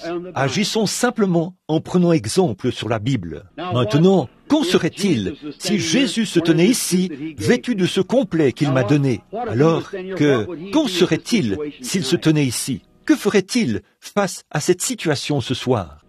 Et si quelqu'un dans l'auditoire venait dire, « Jésus, veux-tu me guérir ?» Vous savez ce qu'il vous dirait? Il dirait, « Je l'ai déjà fait. Ne le crois-tu pas? Pas vrai? Ce qu'il a fait au calvaire, il ne peut plus le faire. » Voyez, il vous a guéri au calvaire. Il vous a sauvé au calvaire. Maintenant, vous dites, j'ai été sauvé il y a 2 ans, frère Branham. Eh bien, vous n'avez pas été sauvé vous avez été sauvé il y a 1900 ans. Vous l'avez accepté il y a 2 ans. Jésus a payé pour vos péchés lorsqu'il est mort au calvaire. Il a payé pour votre maladie lorsqu'il est mort au calvaire. Ainsi donc, si Dieu, dans sa miséricorde, a fait cela, la seule chose qu'il puisse faire maintenant, ce serait soit de prendre la Bible et prêcher la parole, ou il serait peut-être capable de parler dans une langue qui serait interprétée par quelqu'un d'autre, afin de dire à quelqu'un ce qu'il doit faire. Ou, comme il est le prince des prophètes, peut-être qu'il pourrait se tenir ici, comme il l'a fait du temps de la Bible, et votre foi pourrait s'élancer pour le toucher, au point où de la vertu sortirait de lui, et il se retournerait et dirait, « Qui m'a touché ?» Et il regarderait autour de lui et vous dirait exactement ce qui s'est passé. Pas vrai? C'est Jésus, n'est-ce pas? Alors, si cette dame qui est assise ici dans le fauteuil s'avançait ici, Jésus la connaîtrait. Moi, je ne la connais pas. Dieu le sait. Je ne l'ai jamais vue de ma vie. Mais ce que j'essaie de vous faire comprendre, mes amis, afin que vous vous souveniez toujours. Bon, quand Jésus a fait ces choses, qu'est-ce que Philippe a dit qu'il était? Le Fils de Dieu. Qu'est-ce que la femme a dit qu'il était? Le Messie lui-même, à cause de ce qu'il avait fait. Mais qu'est-ce que les Juifs ont dit qu'il était? Ils ont dit, c'est un diseur de bonne aventure, c'est le diable, c'est Belzébul, le prince de tous les diseurs de bonne aventure. Vous voyez, ils savaient que Jésus savait ce qui n'allait pas chez eux. Il connaissait leur cœur, il connaissait leurs problèmes, car le Père lui montrait ce qu'il voulait qu'il sache. Vous voyez ce que je veux dire? Eh bien, c'est Jésus ce soir. Il est le même. Très bien. Maintenant, soyez respectueux où que vous soyez. Et là, ceci devrait régler la question une fois pour toutes. Voudriez-vous amener cette dame ici ou lui dire de venir ici? Venez ici. Bon, madame, je veux simplement que vous vous teniez là. C'est tout ce que vous devez faire. Simplement, c'est tout ce que je vous demande de faire. De rester simplement là. Maintenant, je ne vous connais pas. Vous ne me connaissez pas. Vous venez de lever la main pour montrer que vous ne me connaissiez pas et je ne vous connais pas. Mais Dieu nous connaît tous les deux, sœurs. J'ai hésité un instant avant de dire « sœur ». Voyez-vous, de dire ça. Mais je me rends compte maintenant que vous l'êtes. Maintenant, vous voyez, la première chose que je sais, c'est que vous êtes chrétienne. Parce qu'aussitôt que j'ai saisi votre esprit, ça s'est présenté ainsi, que vous étiez une chrétienne. Voyez, votre esprit était accueillant. S'il était devenu sombre et embrumé, j'aurais su que vous ne l'étiez pas. Voyez, et par conséquent, je ne vous aurais pas appelé ma sœur. Vous êtes donc une chrétienne. Maintenant, jusque-là, c'est exactement ce que Philippe a dit à Nathanaël. Quand il est arrivé, il lui a dit, « Voici un Israélite ou un croyant dans lequel il n'y a point de fraude. » Il a dit, « Comment as-tu su que j'étais un Israélite, un vrai croyant ?» Vous voyez, c'est le même esprit. Cette femme-ci aurait pu être une ignoble pécheresse, mais je sais qu'elle est chrétienne. Vous voyez, en effet, pour commencer, une fois sous cette onction qui est ici maintenant, son esprit s'est tout de suite connecté. Vous voyez, j'ai vu que c'était une chrétienne. Son esprit lui a fait bon accueil. Voyez, alors je sais qu'elle est chrétienne. Maintenant, si je ne connais pas cette femme et qu'elle aussi ne me connaît pas, si le Saint-Esprit lui révèle pourquoi elle est ici, bon, c'est certain que plus je lui parlerai, plus il dirait des choses. Vous le savez, soir après soir. Mais s'il lui disait simplement pourquoi elle est ici, est-ce que tout le monde ici croirait que j'ai dit la vérité, que ce serait Dieu qui dirait que c'est la vérité? Bon, un homme peut venir ici et vous dire tout et n'importe quoi, créer une sorte de fanatisme, faire tout ce qu'il veut, qu'il pourrait le faire, vous dire cela. Ça ne veut pas dire qu'il en soit ainsi, mais quand Dieu vient dire que c'est la vérité, alors vous feriez mieux de croire cela, parce que de ne pas croire cela, c'est un péché. Alors, j'ai rendu témoignage. Maintenant, c'est au tour de Dieu de rendre témoignage que j'ai dit la vérité ou non. Très bien. Maintenant, je suis là, à parler à cette dame. Je ne l'ai jamais vue de ma vie. Mais cette dame est très consciente en ce moment qu'il y a quelque chose près d'elle, qui n'est pas son frère que voici, un homme. Il y a quelque chose près d'elle et elle le sait. C'est cet ange que vous voyez là, sur la photo. Il est ici même en ce moment. C'est juste une lumière entre cette femme et moi. C'est pour cette raison qu'elle est descendue là. Et j'ai senti qu'elle était bien accueillie. Il y a de la lumière d'un bout à l'autre. Elle est une chrétienne. Maintenant, je veux vous parler juste un instant, comme vous êtes la première patiente. Et je veux que chaque personne, peu importe où vous êtes et ce qui ne va pas chez vous, regardez par ici et dites, maintenant, Seigneur Jésus, je sais que cet homme là-bas, sur l'estrade, n'est qu'un homme. Et si seulement tu me permets d'avoir la foi et que ma foi grandisse autant que celle de la femme le fera, alors regardez ce que Dieu fera et acceptez-le ensuite comme votre guérisseur ou comme votre sauveur ou peu importe ce dont vous avez besoin. Maintenant, je m'adresse à vous, madame. Il y a des gens à peu près partout ce soir. Il faut que je vous distingue parmi les autres. Des esprits viennent de partout. Bon, je ne suis qu'un homme et vous n'êtes qu'une femme. C'est tout à fait le même genre de scène que lorsque Jésus parlait à la femme au puits. De nouveau, un homme et une femme. Maintenant, je ne vous connais pas et je ne vous ai jamais vu, mais je dois vraiment pouvoir distinguer votre esprit de l'esprit de ces autres personnes qui parlent ou qui prient en ce moment. Vous savez, la foi est en train de grandir. Mais à l'instant, maintenant, si l'auditoire entend encore ma voix, la dame s'éloigne de moi et c'est une dame. Cette femme qui se tient devant moi était dans un hôpital récemment. Et c'était seulement il y a quelques heures. Elle a pu quitter l'hôpital aujourd'hui, ou cet après-midi. C'est à 19h ce soir qu'elle est sortie de l'hôpital. Elle souffre d'une maladie rare du sang. et aussi de nervosité mentale. Continuez simplement votre chemin, sœur. Votre foi vous a guéri. Vous vous êtes rétabli. Amen. Vous croyez? Maintenant de tout votre cœur, ayez la foi. Ne doutez pas.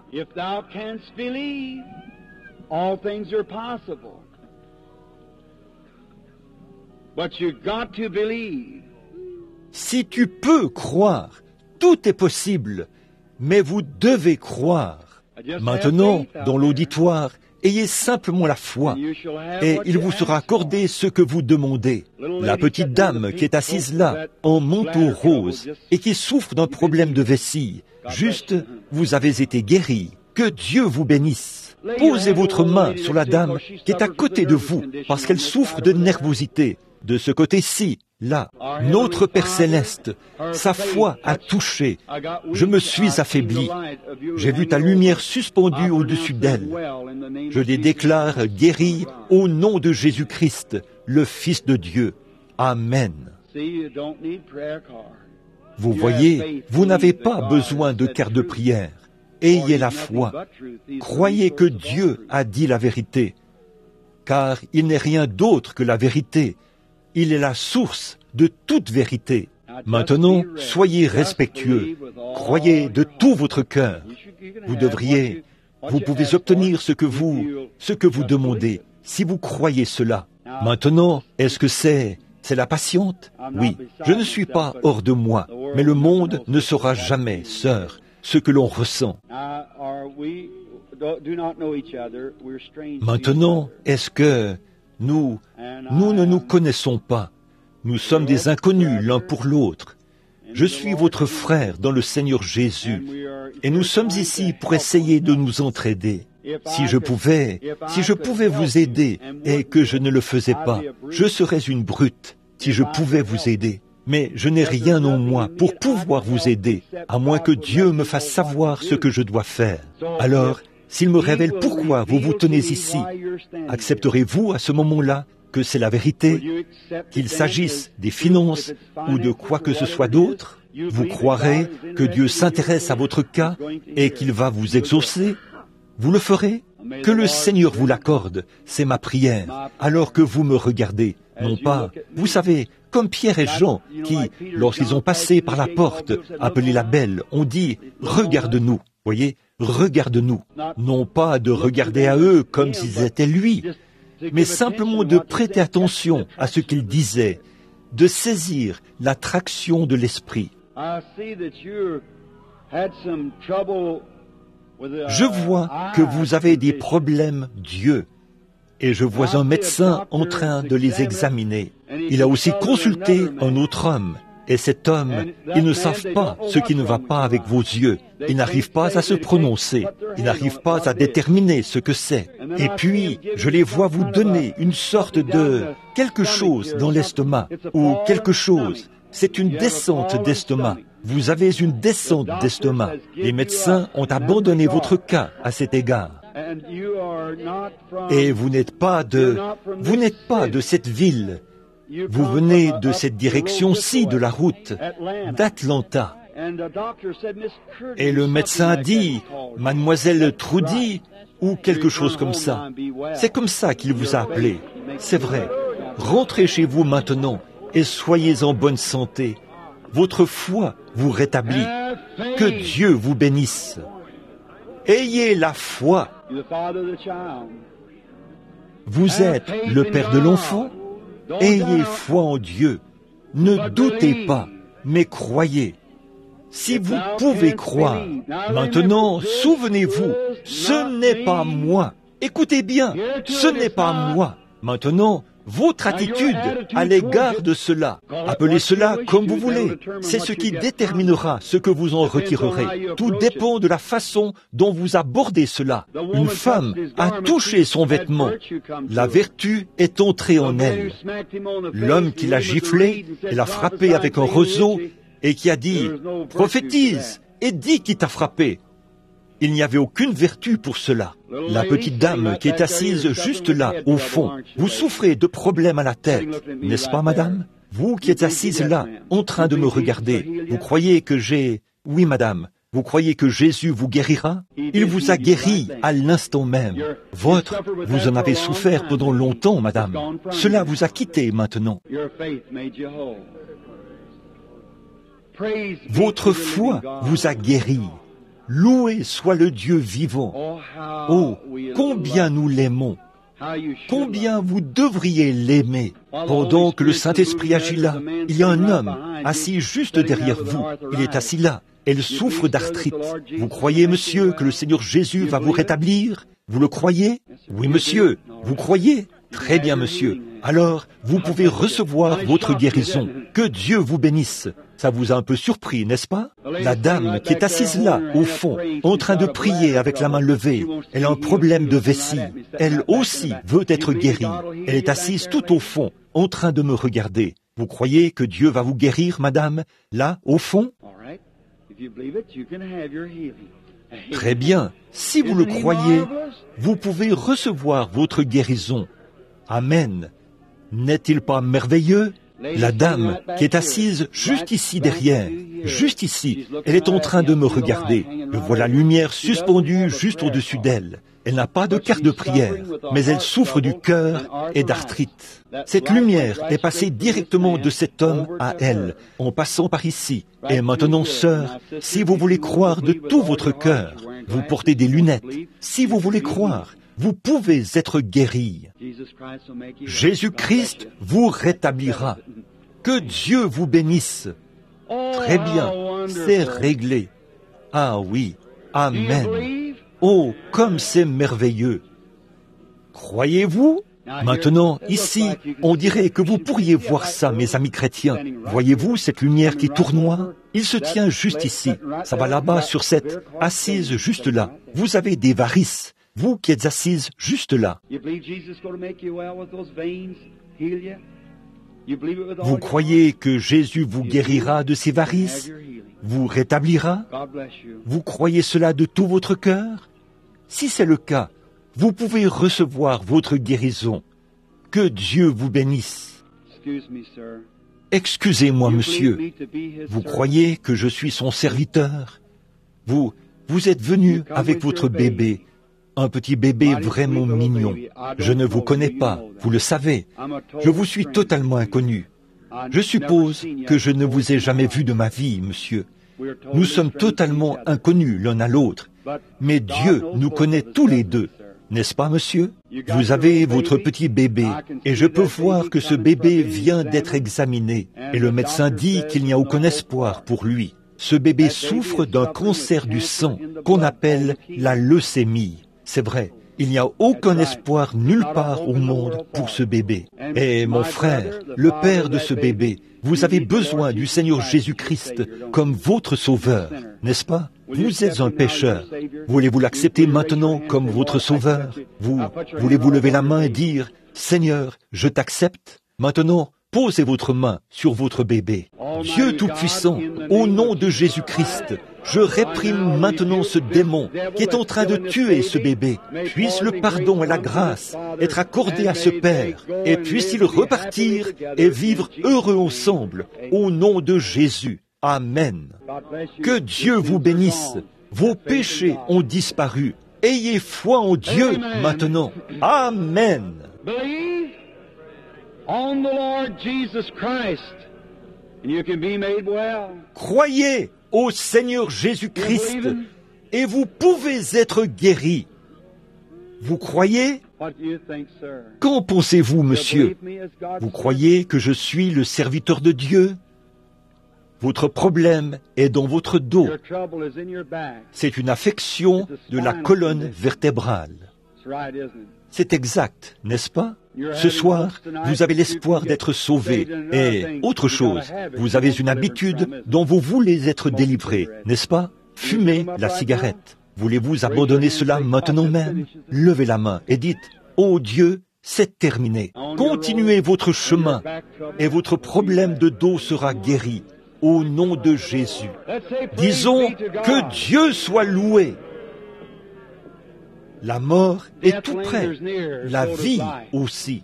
Croyez-vous que Christ peut vous guérir de cet horrible démon? Vous croyez qu'il ôtera ce cancer de vous et vous rétablira?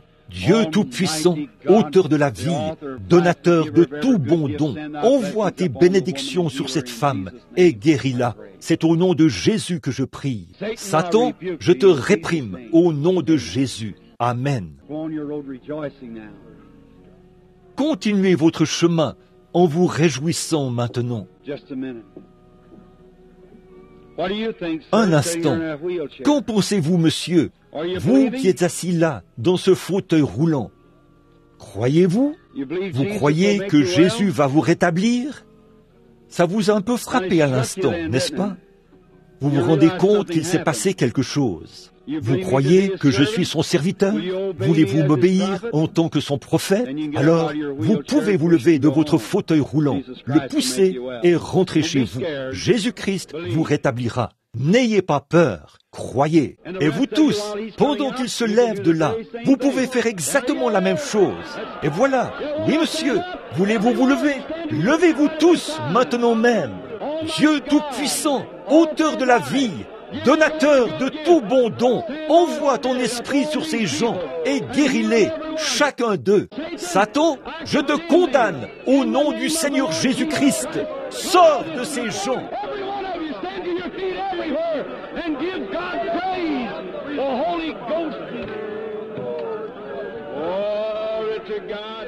Chacun de vous, levez-vous partout et donnez la louange à Dieu. Le Saint-Esprit